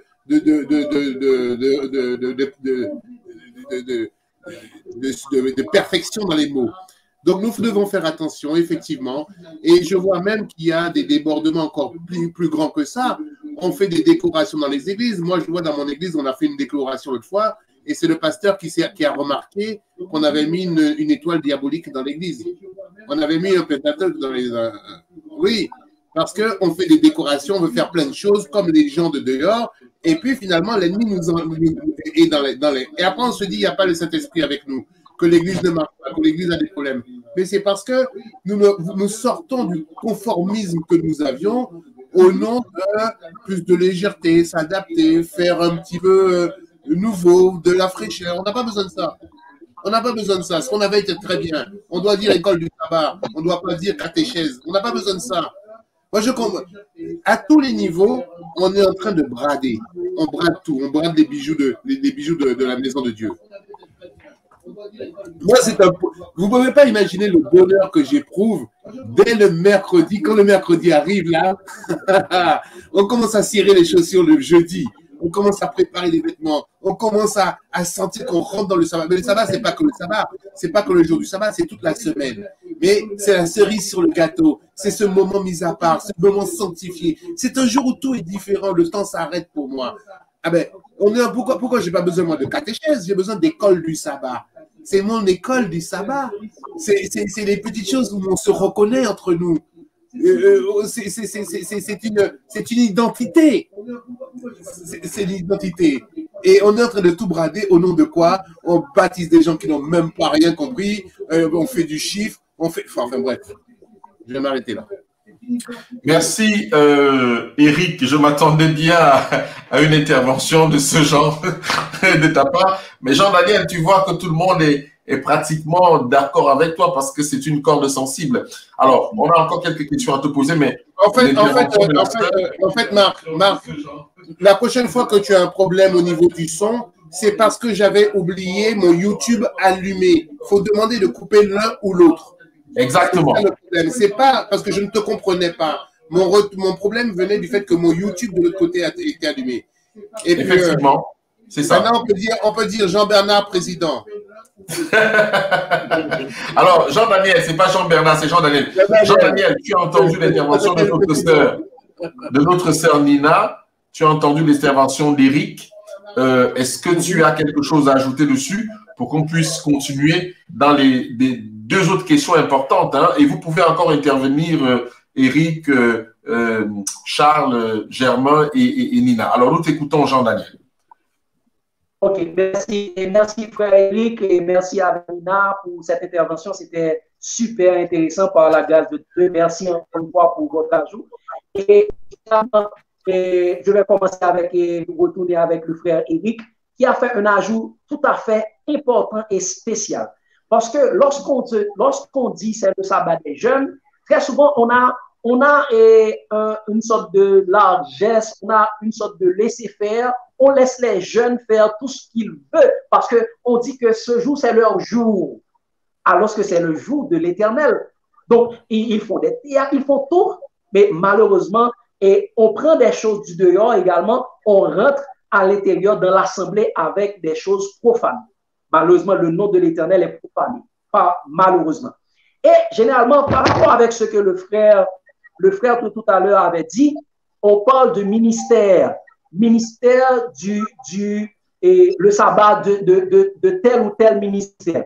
Chers amis, j'aimerais dire, sans déranger le frère, c'est une sorte de discrimination qu'on fait dans le sabbat là. Lorsqu'on dit c'est le sabbat de tel ministère, c'est une sorte de discrimination. Le sabbat, c'est le sabbat de l'Éternel et Dieu a donné le sabbat à l'homme. C'est tous les hommes qui doivent intervenir et doivent faire son intervention dans le sabbat de l'Éternel. C'est une sorte de discrimination lorsqu'on attribue le sabbat au pasteur. Donc, si on n'est pas pasteur, on ne doit pas intervenir dans ce niveau où toute la gloire vont aller vers les pasteurs. C'est le ministère de la femme, c'est les femmes seulement qui doivent intervenir. Donc ça, c'est une sorte de discrimination, c'est une sorte de stigmatisation qu'on fait dans le sabbat. Donc, le sabbat n'est pas le sabbat de tel ou tel ministère, c'est le sabbat de tout le ministère de Dieu. Et lorsqu'on regarde dans 1 Corinthiens 12, on voit que Dieu a mis tout pour le perfectionnement des saints. Donc, tous les ministères doivent intervenir si c'est possible pour permettre que tous les saints puissent être arrivés à la statue de Christ pour puissent être parvenus à la perfection. Donc, on ne doit pas avoir un sabbat de tel ministère ou de tel ministère, c'est le sabbat de l'Éternel. Tout court, peut-être pourrait avoir agencé et elle va intervenir, on parle de discrimination dans le sabbat éternel. Faire de la discrimination, c'est quelque chose de négatif pour Dieu. Ok, Jean-Daniel, j'ai quand même besoin, je pense que Jean-Daniel a quelques soucis de connexion, ça commence à se corser un peu. Nous prions l'Éternel que nous puissions aller jusqu'au bout de cette émission. Puisque je voulais poser une question pratique à Jean-Daniel et qu'il n'est pas encore connecté parce qu'il a un problème de réseau. Charles, tu es là. Germain, tu es là. Éric, tu es là. Vous pouvez encore prendre la parole en attendant que Jean-Daniel revienne par sa connexion. Je vois la main de Charles qui est levée. Tu peux parler, Charles. Oui, Oui, je vais peut-être me répéter. C'est même toi, Marc, qui m'a poussé à lire le livre de l'histoire de la rédemption. Oui. Alors, dans l'histoire de la rédemption, Madame White, j'ai vu quelque part où elle raconte comment Satan raisonne pour faire tomber l'homme. Les démons qui ont suivi Satan ont eu peur d'affronter l'homme. Parce qu'ils ont compris que la même année, ils ont perdu au ciel. Ils ne pouvaient pas gagner l'homme facilement. Satan leur a fait comprendre que non, c'est mon affaire, c'est moi qui vais m'occuper de l'homme. Et comment Satan raisonne? Satan dit ceci: par la force, il ne pouvait pas atteindre l'homme. Par son apparence telle qu'il est, il ne pouvait pas atteindre l'homme. Alors, il fallait utiliser la ruse. Votre sujet d'aujourd'hui parle de la ruse. Alors, Satan ne va jamais attaquer l'homme face à face. Alors, il va utiliser simplement les choses que nous aimons entendre, les choses que nous aimons faire. Mais il nous laisse croire que nous sommes sur le droit chemin, alors que nous ne sommes même plus sur le chemin, en quelque sorte. D'où je disais que Satan ne va pas nous empêcher d'adorer Dieu, mais il va tout faire pour dévier l'adoration. Et c'est ce que nous voyons dans l'église. Moi, je parle de l'église adventiste 7e jour aujourd'hui. Il dit, malheureusement, moi, je suis adventiste et je suis fier de l'être. Mais ce qui se passe à l'église adventiste, nous sommes carrément entrés dans l'idolâtrie. C'est parce que nous n'avons même plus le temps. Moi, j'ai fait un rêve que j'ai expliqué même à Marc, que j'ai expliqué à plusieurs personnes. Au sein de l'église, j'ai vu l'idolâtrie à grande échelle. Et ça m'a donné froid au dos. Mais l'idolâtrie va se passer sur beaucoup d'aspects. Et l'un des aspects, c'est l'aspect que nous avons aujourd'hui sur la manière, la façon d'adorer Dieu. On va bel et bien, on va dire, oui, c'est le ministère, c'est la journée d'un certain ministère. Mais la réalité, sur le terrain, ce n'est pas ça. La réalité que les pasteurs se font passer pour des dieux. La réalité que c'est les anciens se font passer. C'était pas tous, j'ai dit certains. Charles, ce n'est pas le sujet ce soir, c'est le sujet du sabbat, de l'adoration de l'Éternel, s'il te plaît. Mais justement, on parle de l'idolâtrie qui fait partie de l'adoration. C'est justement ça le piège. Nous avons peur de dire certaines choses. Enfin, moi, monsieur, il fait partie des gens qui ont peur de parler à l'église. Mais en réalité, nous devons dire, quand nous avons un sujet comme celui-ci, Marc, ça ne vient pas de ta volonté si tu as ce sujet. L'Esprit de Dieu t'a utilisé, t'a poussé à mettre ce sujet sur la plateforme, parce que c'est un sujet énorme et beaucoup d'âmes sont en train de s'égarer. Et ça, c'est très vrai. Donc, là.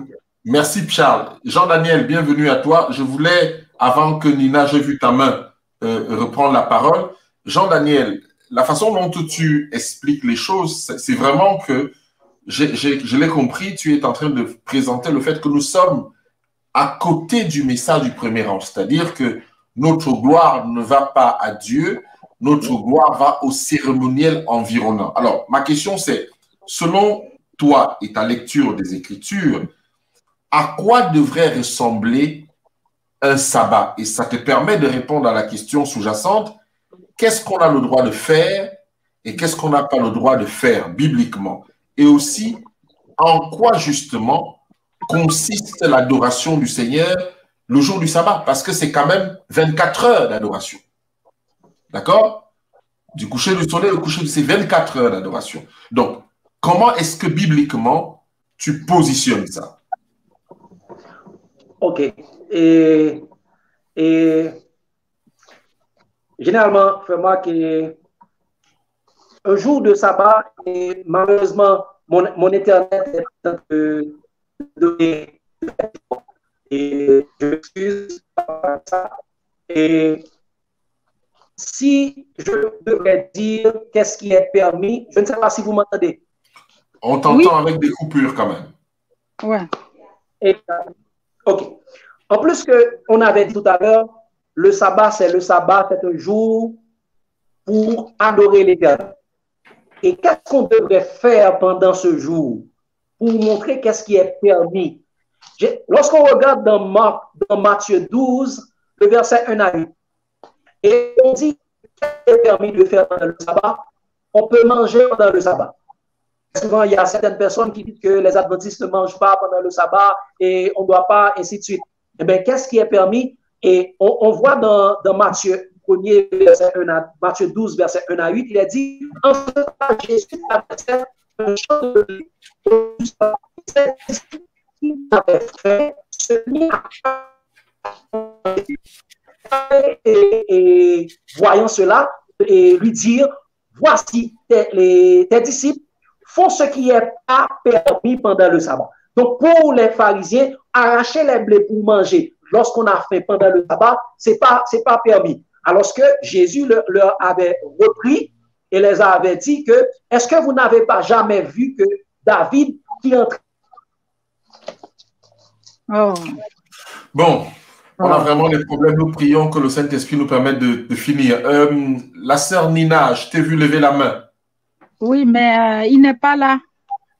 Non, il va revenir. Je pense qu'il nous entend de l'autre côté, mais c'est sa connexion. C'est sa connexion qui est faible, en fait. Donc, oui, il va se reconnecter. En fait, je voudrais dire que nous devons refaire vraiment la parole de Dieu. Nous devons vérifier vraiment la parole de Dieu. En fait, c'est comme si on est des adventistes et que le reste ne nous concerne plus. On n'est plus dans la recherche réellement, la sanctification, la sainteté, la façon dont il faut adorer notre Dieu. C'est comme si on est dans le chaque sabbat, on va le sabbat et c'est bon, on ne recherche plus rien. C'est maintenant qu'on doit rechercher Dieu de tout notre cœur. Et la question que vous avez posée à Daniel, en fait, la question, moi, j'ai l'impression que ça ne se pose pas. Pour moi, être dans le sabbat, donner gloire à Dieu, en ce moment, chacun est responsable. Et si tu as fait 3 ans, 5 ans à l'église adventiste, tu es responsable, tu dois poser des questions, à savoir qu'est-ce qu'il faut améliorer le jour du sabbat. Qu'est-ce que je dois faire? Poser des questions pour que le Saint-Esprit puisse ramener les choses qui nous échappent à l'Église. Mais si on ne pose pas des questions, on suit que les pasteurs, on suit que les anciens, on suit que celle qui est devant, qui vient parler, on va rentrer. Le Saint-Esprit est capable de nous indiquer ce qu'il faut faire pour améliorer mieux le jour du sabbat et être en contact réel avec le Seigneur. Voilà, donc par la prière, par la lecture biblique et par les aides des uns des autres, tout sera clair. Voilà. Il y a des choses que nous-mêmes, on ne peut pas déterminer comme ça, mais par l'action du Saint-Esprit, tu peux le voir clairement que ça, c'est Dieu qui me le dit. Donc, je dois faire comme ça pour être correct devant Dieu. Ok. Jean-Daniel, tu étais en train de parler, ça s'est coupé, donc tu peux continuer. Tu disais que il est permis, selon Matthieu 12, de manger le jour du sabbat. Oui. Merci, frère Marc, et désolé, excuse-moi par rapport avec le signal. Et je dis que le sabbat, généralement, il est permis de manger pendant le sabbat. Si on a faim, on doit manger pendant le sabbat. Et il y a certaines personnes qui pensent que en gardant le sabbat, on ne mange pas. C'est permis de manger pendant le sabbat. Et qu'est-ce qu'il est permis de faire? Généralement, il est malade. Il faut guérir, aller prier. Jésus guérissait et généralement la majorité des guérisons que Jésus a fait, il les a fait pendant le sabbat. Si on regarde dans Matthieu 12, verset 9 à 14, Jésus guérissait l'homme avec la main saine pendant le sabbat. Donc, c'était fait. Si on regarde également dans Luc 13, verset 10 à 17, Jésus a guéri la femme infirme pendant 18 ans, pendant le sabbat. Donc, il est permis de faire de la guérison pendant le sabbat. Et si on regarde également dans Luc 4, le verset 31 à verset 37, l'homme qui avait l'esprit de démon, Jésus chassait les démons Jésus savait aller dans la synagogue, Jésus savait adorer, se rassembler avec ses frères, avec ses amis pour adorer pendant le sabbat. Jésus également allait visiter les malades pendant le sabbat.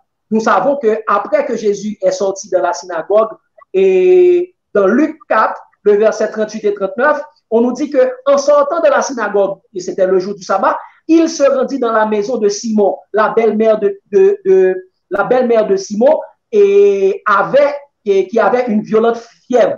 Et ils prièrent en sa faveur. Et s'étant penché sur elle, elle menaça la fièvre et la fièvre la quitta. À l'instant, elle se levait pour servir.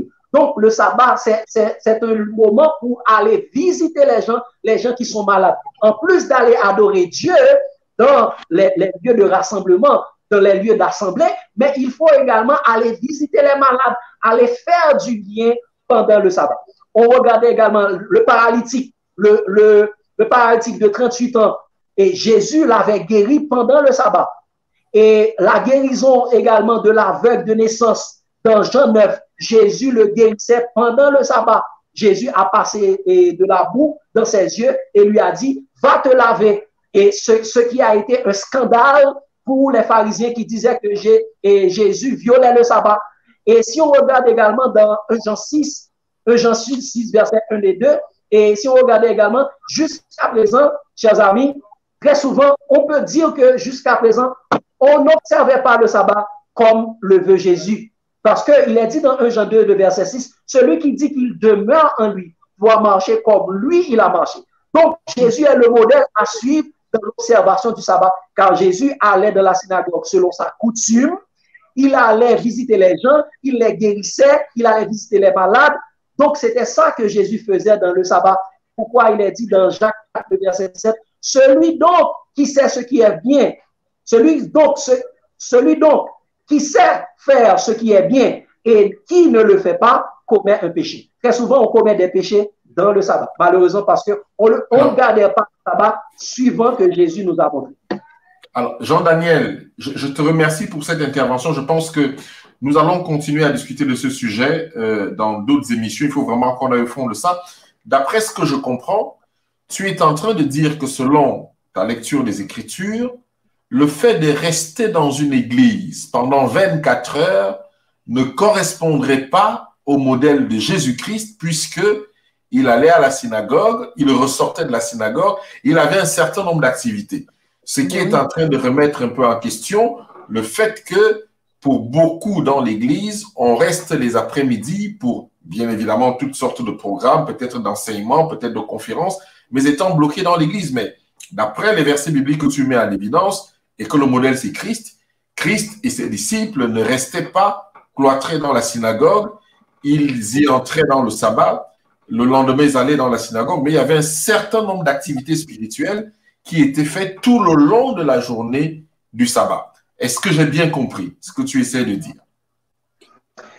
Effectivement, frère Marc, malheureusement, on consacre le sabbat pour rester à l'intérieur des bâtiments, à l'intérieur de l'église, pour dire que c'est ça que gardait le sabbat. Jésus sortait de la synagogue après le rassemblement, il allait visiter les gens, il allait guérir les gens, il savait aller prêcher, il savait, parce que le sabbat ne devrait pas concentrer sur nous-mêmes, mais on doit aller vers les autres. C'est pourquoi il est dit dans Marc 2, ouais. Si je peux intervenir, Marc. Oui, j'ai vu ta main, Germain. Le frère a encore eu, je pense qu'on va arrêter dans un instant pour permettre de refaire quand même on va continuer sur le sujet. Jean-Daniel est reconnecté. Oui, Germain, nous t'écoutons. Tu as besoin de dire quelque chose. Oui, j'ai besoin de dire quelque chose. Ce que je veux dire simplement, c'est que il ne faut pas mélanger tout. Oui. Je pense que Jean-Daniel fait un petit peu un amalgame. Parce que en mettant en face sur le sabbat, disant qu'on ne peut pas se concentrer sur le sabbat. Je voulais dire qu'on n'est pas chrétien que le sabbat. Oui. On est chrétien tous les jours. Oui. OK? Et la Bible nous montre certains aspects de ce que Jésus faisait le sabbat pour montrer aux Juifs à l'époque que le sabbat n'était pas un jour où ils devaient rester dans ce cadre où il restait. Mais moi, en tant que chrétien, est-ce que je suis chrétien que le sabbat? Est-ce que c'est le sabbat que je vais aller sortir, faire du travail missionnaire seulement? OK? Est-ce que c'est là que les gens c'est seulement ce jour-là que les gens ont besoin de guérison, ont besoin d'être soutenus? OK? Donc, il ne faut pas mettre l'emphase sur le sabbat disant qu'on doit le sabbat, tout ceci. Éric, j'ai vu ton doigt. Moi, je dis que le sabbat, comme tous les autres semaines, nous sommes des témoins de Jésus. On n'est pas témoins de le sabbat, on est témoins de Jésus. Et le sabbat devrait être une continuité. OK. Merci, Germain, pour ton intervention. Éric, j'ai vu ta main, tu peux prendre la parole. Oui, Jean-Daniel, est-ce que tu peux couper ton micro? Est-ce que tu peux couper? Merci. Que nous dit Ésaïe 58, verset 13? Je voudrais le lire.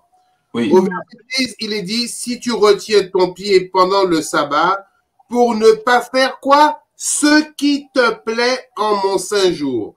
Si tu qualifies le sabbat de délicieux, de jour saint de l'Éternel, de glorieux, et si tu le glorifies en ne suivant pas tes voies, et en ne livrant pas à ce qui te plaît, ni à de vains discours, alors tu auras... Oh là là.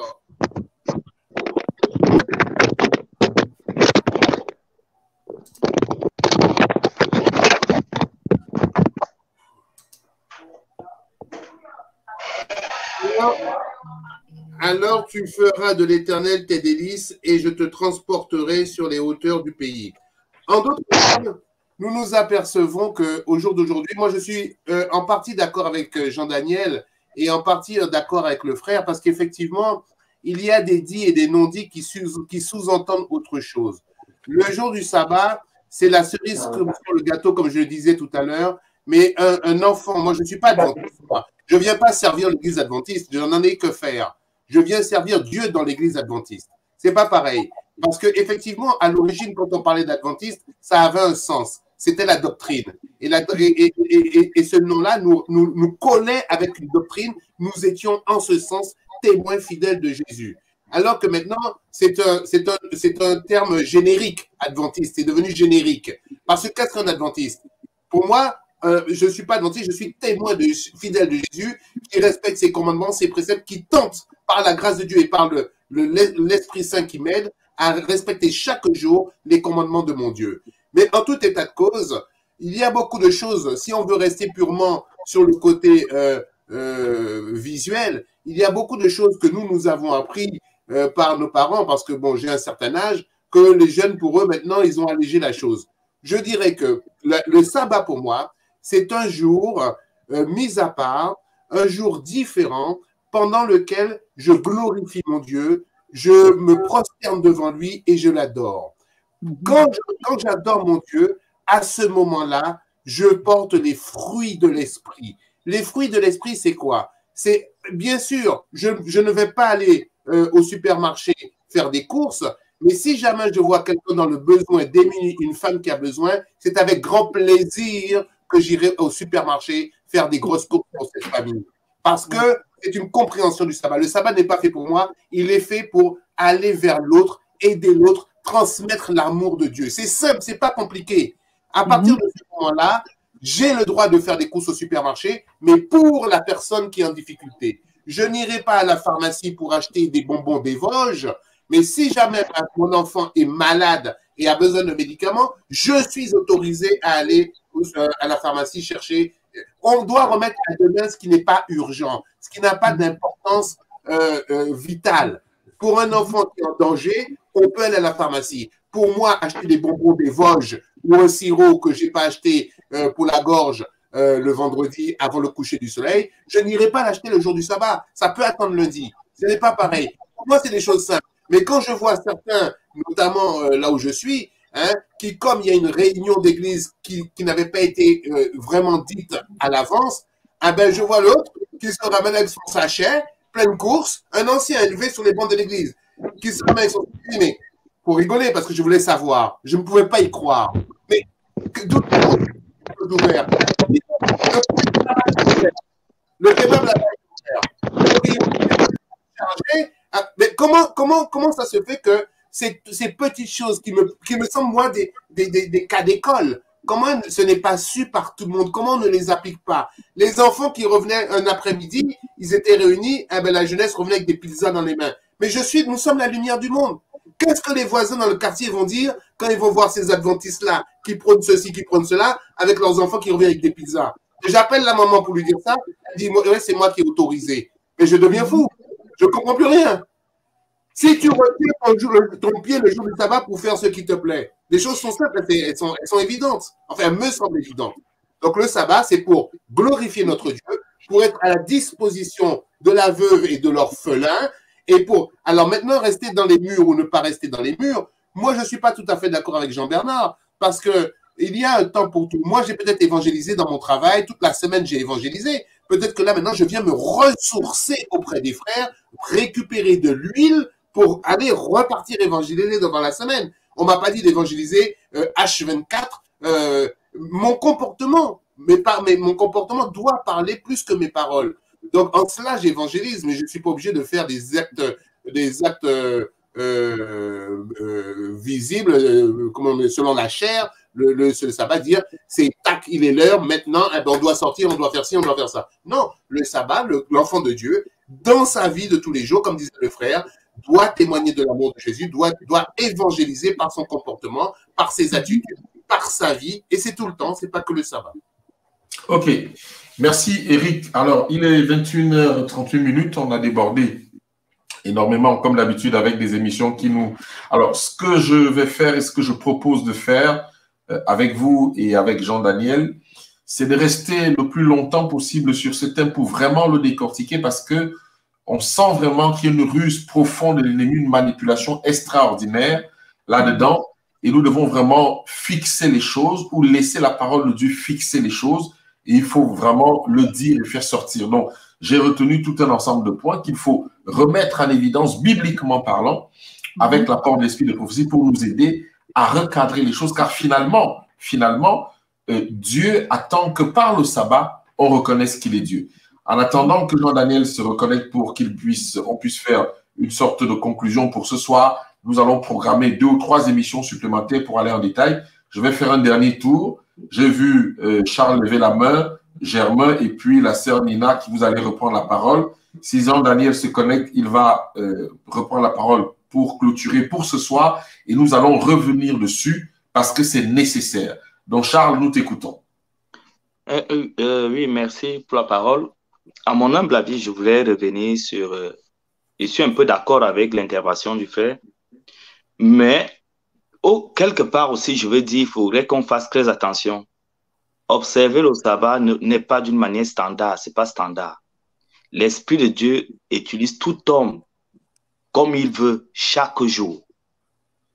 Si nous disons non, moi le sabbat, je fais comme ça, je pense qu'on n'est même pas encore converti. Je crois que nous devons simplement dire, enfin, à mon avis, ce que moi je pense, nous devrions simplement dire, Dieu m'utilise tous les jours comme il veut. Donc, observer le sabbat n'est pas d'une forme, il n'y a pas une forme standard. Jésus n'avait pas une forme standard en ce qui concerne le sabbat. Aujourd'hui, il était comme ça, demain pour être autrement, et après demain pour être autrement, selon comment l'Esprit de Dieu le poussait. Parce que si on reste sur la forme que, oui, le sabbat, je peux passer tout le sabbat à l'église, oui. Sabbat, c'est comme aujourd'hui, si c'est sabbat prochain, l'Esprit de Dieu peut m'utiliser autrement. Il peut ne pas passer au culte à l'église, mais passer au culte dans une prison, dans un hôpital, chez une veuve, peu importe. Moi, je pense que ce n'est pas standard, c'est pourquoi Jésus-Christ dit à la femme samaritaine, et ça, ce côté m'intéresse beaucoup. L'heure vient et l'heure est arrivée où les vrais adorateurs adoreront le Père en esprit et en vérité. En esprit et en vérité, lorsqu'on parle de l'esprit, parce que là, nous traitons un sujet qui nous dépasse. Nous chrétiens, nous avons affaire à Dieu, nous avons aussi affaire de l'autre côté à l'ennemi. Ni l'un ni l'autre, nous ne maîtrisons personne parmi les deux. Nous apprenons à connaître Dieu et nous ne savons même pas comment l'ennemi fonctionne. Mais moi, je pense que humblement, chaque jour, l'homme doit se remettre à la disposition de l'Esprit, du Saint-Esprit pour lui dire, Saint-Esprit, vraiment, la journée d'aujourd'hui, s'il te plaît, je ne sais pas quoi faire, accompagne-moi, enfin, c'est ma façon de parler. Accompagne-moi, montre-moi qu'est-ce que je dois faire. Et nous allons, moi j'ai fait une remarque, dans nos églises aujourd'hui, je commence par moi-même. Beaucoup de chrétiens ne prient pas. Nous ne prions plus. Et quand même nous prions, nous ne savons même pas prier. Parce que parfois nous prions, dès qu'on finit de prier, on demande, nous on s'est demandé, après demander, on sort. On ne laisse pas le temps à Dieu de nous parler. On n'a pas le temps d'écouter Dieu. On n'a pas le temps d'écouter ce que Dieu veut nous dire concernant même le sabbat que nous prêtons aujourd'hui. Parfois, nous croyons faire bien alors que nous ne faisons même pas bien. Moi, je profite de la soirée pour dire nous devons simplement nous remettre en question et demander à Dieu chaque jour de nous convertir, de nous vider et de nous enseigner à nouveau afin de ressembler à Jésus-Christ. Il n'y a que le Saint-Esprit seul qui peut nous dire si nous sommes sur le droit chemin. Enfin, c'est super, je voulais un peu ajouter ça. Merci Charles, merci beaucoup pour ta participation. La sœur Nina, tu veux dire quelque chose? Je crois que l'ancien a déjà tout dit. Je voulais simplement dire que j'ai constaté que il y a beaucoup qui ne prennent pas sérieux à la prière, à rechercher Dieu de tout son cœur et afin de pouvoir voir des petites choses que Dieu veut nous interpeller et qu'on n'arrive pas à voir. Et si nous sommes vraiment concentrés à Dieu et que nous sommes consacrés vraiment nos vies au Seigneur, je crois que à travers la prière, à travers le jeûne, à travers plein de choses que nous allons fonctionner avec le Seigneur et le Seigneur fonctionnera pareillement avec nous et il nous montrera ce que nous ignorons, ce que nous oublions dans nos relations avec lui. À nous de faire nécessaire, tourner vers la Bible réellement, à l'étude de la Bible à fond. Et voilà, c'est ce que je voulais rajouter comme le frère vient de le dire. Voilà. Merci beaucoup, sœur Nina. Germain, tu as quelque chose à rajouter? Oui, je vais juste rajouter les paroles de l'apôtre Paul dans Romains 12, verset 1er. Paul dit, je vous exhorte donc, frères, par les compassions de Dieu, à offrir vos corps comme un sacrifice vivant, saint, agréable à Dieu, ce qui sera de votre part un culte raisonnable. OK? Il ne donne pas de jour pour offrir son corps à Dieu comme un sacrifice vivant. En d'autres termes, le sabbat, c'est l'apothéose du don que nous faisons à Dieu de notre vie. Dans le sens que nous allons glorifier Dieu ce jour-là. Nous allons élever Dieu ce jour-là. OK? Mais nous ne sommes pas chrétiens le sabbat, je le reprends. Nous ne sommes pas chrétiens le sabbat même, le sabbat seul. Nous sommes chrétiens tous les jours. OK? Et il ne nous faut pas prendre un fonction. Parce que lorsque Jésus parlait aux Juifs, il voulait faire comprendre aux Juifs qu'il devait être, que le sabbat ne devait pas être un rituel. Okay? Il fonctionnait dans le sabbat comme un rituel. Donc, ils avaient mis sur le sabbat un nombre d'interdictions et Jésus leur dit non, c'est pas comme ça que vous devez vivre le sabbat. Le sabbat ne se vit pas comme ça. Parce qu'il leur dit même, si votre bœuf tombe ou ton enfant tombe malade le sabbat, est-ce que tu vas pas enlever le bœuf? OK? Donc, dans ce cadre-là, Jésus rectifie le tir. Il leur dit, voilà comment il faut observer le sabbat. Le sabbat n'est pas un jour où on va être dans un rythme à la lettre pour mettre les choses au carré, mais c'est un jour où l'amour va exploser. Ou s'il y a à faire quelque chose, on va le faire. OK? Mais ce n'est pas seulement le sabbat qu'on le fait. Le sabbat, c'est la vie. Merci, Germain. La dernière parole à Eric, avant que Jean-Daniel ne prenne la parole. Oui, oui, très rapidement. Pour répondre à ce que disait Charles, le frère Charles, quand je parle, je ne sais même pas si c'est à moi qui l'a répondu ou de façon générale, mais quand on parle de choses qui ne sont pas standards, il y a quand même des standards, dans le sens où l'Esprit Saint ne va pas me dire que je peux aller laver ma voiture le jour du sabbat. Hein? Il ne va pas me dire d'aller chercher du bois dans la forêt pour couper, pour aller me faire une entrecôte. Hein? Donc, il y a des choses, je veux dire, qui sont, selon moi, des codes de base. Après, le reste, c'est l'Esprit Saint, effectivement, qui nous guide, mais toujours dans le sens d'adorer, de glorifier notre Dieu dans ce que nous faisons. L'Esprit Saint ne va pas me dire d'aller faire mon marché le jour du sabbat, sauf si c'est pour me faire mon marché, pour faire le marché pour quelqu'un qui est démuni ou aller au supermarché pour quelqu'un qui est démuni. Je ne sais pas, il y a des choses, je ne sais même pas si c'est des règles standards ou à la lettre, mais je sais que dans le sabbat est fait pour glorifier mon Dieu. Il n'est pas fait pour moi. Et tout ce qui va dans le sens de glorifier mon Dieu, donc l'aide aux autres, l'évangélisation, rester avec mes frères et sœurs aussi, hein, me nourrir, tout ça va dans le sens de mon sabbat. Me reposer aussi, pouvoir dire, tiens, ben, aujourd'hui, je ne vais pas évangéliser, aujourd'hui, je reste après mon culte, je rentre chez moi et je vais dormir. Ça aussi, je protège la machine que le Seigneur m'a donnée. Donc pour moi, effectivement, il n'y a pas de standard, mais il y a quand même des choses je ne vais pas me mettre à démarrer. J'ai une sœur qui me dit, une sœur de l'église qui me dit, ah ben oui, mais j'ai pas eu d'autres jours, donc j'ai démonté mon alternateur ce sabbat pour que la voiture fonctionne pour les autres. Mais non, il faut arrêter les conneries, je sais pas moi. Il faut. Merci Eric, merci beaucoup. Alors Jean-Daniel, je proposais tout à l'heure que nous puissions faire plusieurs émissions parce que je pense que ce thème est crucial. Et je voudrais dire aux auditeurs que mon rôle dans cette émission, c'est de vous donner la parole. Je pose simplement des questions avec vous sans vraiment intervenir sur le fond et même sur la forme pour que le débat soit équilibré. C'est mon rôle dans l'émission. Mais pour les prises de position personnelles et bibliques, vous savez à quel moment je le fais. Alors Jean-Daniel, je te propose de préparer plusieurs émissions sur les questions qu'on n'a pas répondues ce soir et d'autres qu'on va ajouter, mais surtout revenir sur la question qui est qu'est-ce qu'il faut faire bibliquement et qu'est-ce qu'il ne faut pas faire, selon bien sûr le modèle que Jésus nous a laissé. Alors, nous avons vu que le message du premier ange n'est pas assez pris en considération dans le sens où il faut donner gloire vraiment à Dieu. Et la question qui était sous-jacente, que tu n'es pas obligé de répondre maintenant, mais qu'on va traiter plus tard, mais c'est vraiment quoi le processus, le déroulé de quelqu'un qui est rentré dans le sabbat et qui fixe les regards exclusivement sur Dieu pleinement. Et nous allons parler de tous ces détails. Mais vu tout ce qu'on a vu ce soir, pour ce qu'on a un peu évoqué, qu'est-ce que tu peux encore ajouter bibliquement parlant, mais surtout comme conclusion pour nous retrouver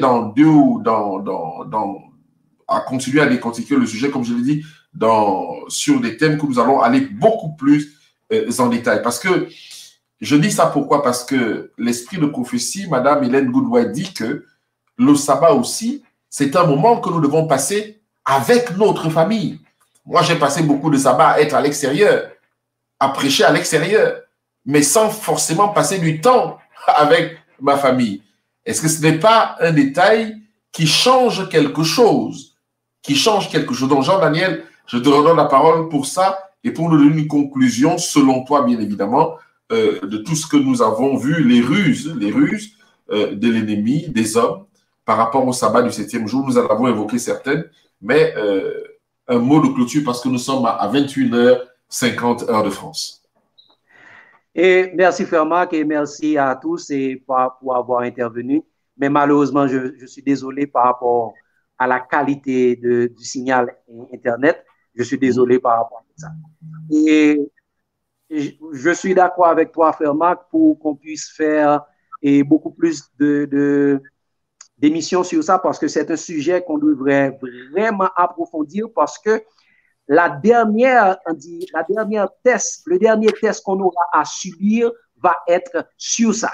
La loi du dimanche, est-ce qu'on adore Dieu ou on adore la bête? Est-ce qu'on est dans le sabbat où Jésus est le maître, ou est-ce qu'on est dans le sabbat où l'Antichrist est le maître? Donc, c'est quelque chose de très important.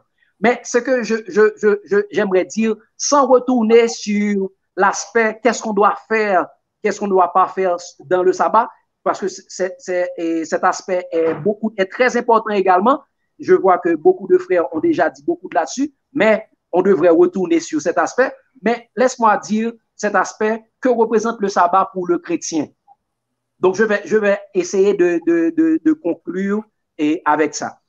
Généralement, comme tu avais lu tout à l'heure, Marc, dans Ézéchiel 20, le verset 20, il dit « Sanctifiez mes sabbats, qu'elles soient entre moi et toi un signe auquel qu'on connaisse que je suis l'Éternel, votre Dieu. » Donc, lorsqu'on adore le sabbat, c'est un signe qu'on reconnaît le Dieu créateur. Donc, les gens qui n'adorent pas pendant le sabbat, ce sont des gens généralement qui ne connaissent pas le Dieu créateur. Donc, le sabbat, c'est un signe de la reconnaissance du Dieu créateur. Il dit, sanctifie mes sabbats, qu'elle soit entre moi et toi, un signe qu'on reconnaisse que je suis l'Éternel. Donc, le sabbat, c'est un signe du Dieu créateur.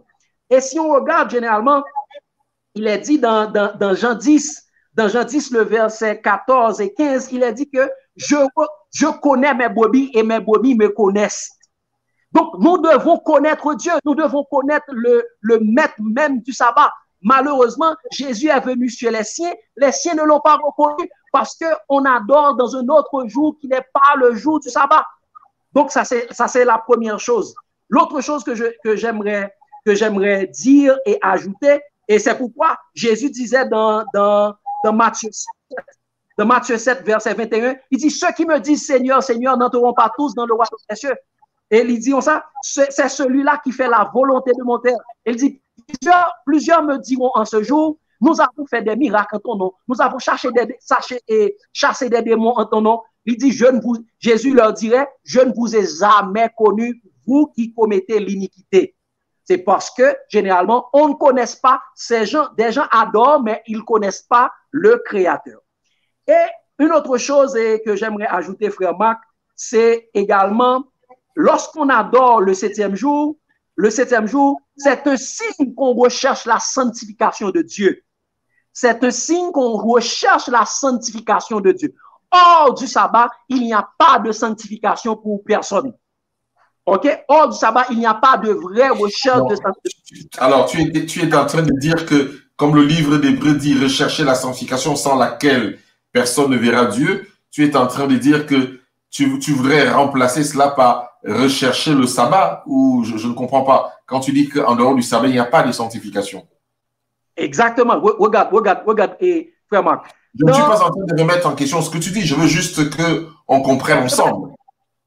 Je vais vous montrer, frère Marc. Dans Exode 31, le verset 13. Exode 31, verset 13, il dit, parle aux enfants d'Israël et dis-leur, vous ne manquerez pas d'observer mes sabbats, car ce sera entre moi et vous et parmi vos descendants un signe qu'on connaîtra que je suis l'Éternel qui vous sanctifie. C'est en observant le sabbat, on montre qu'on recherche la sanctification que Dieu seul peut faire. De la même façon que Dieu a sanctifié le jour du sabbat, c'est de la même façon que Dieu, à la fin, nous sanctifiera. Donc, pour que Dieu nous sanctifie, il faut qu'on sanctifie le sabbat, nous également.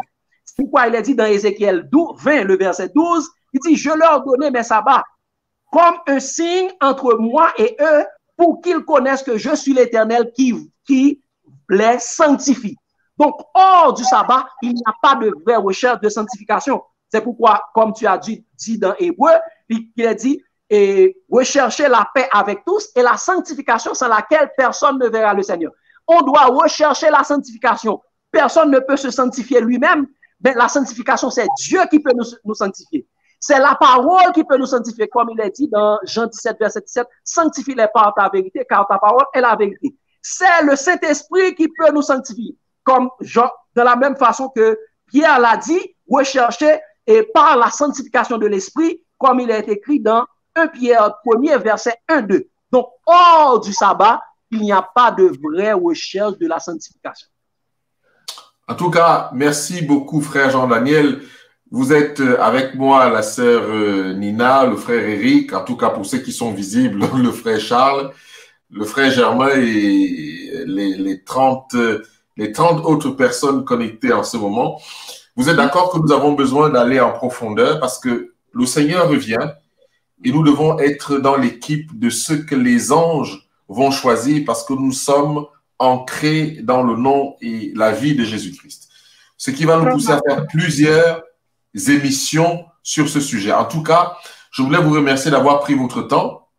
Eric, Germain, merci ma sœur Nina, Charles, je vous attends encore plus nombreux, nous vous attendons encore plus nombreux pour la suite de cette émission qui va se faire en plusieurs fois, mais en déclinant les sujets du sabbat et de la sanctification plus en détail.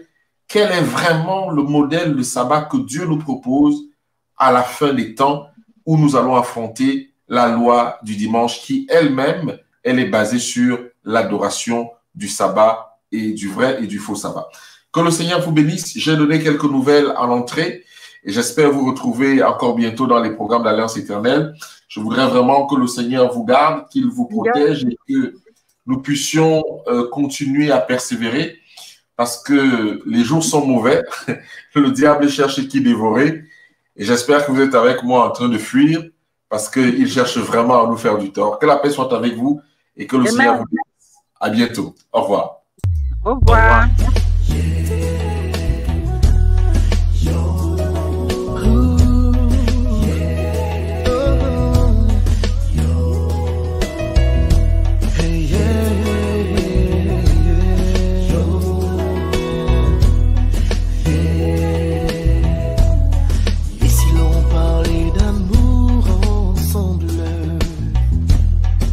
Se tenant par la main ensemble, et si tous de mes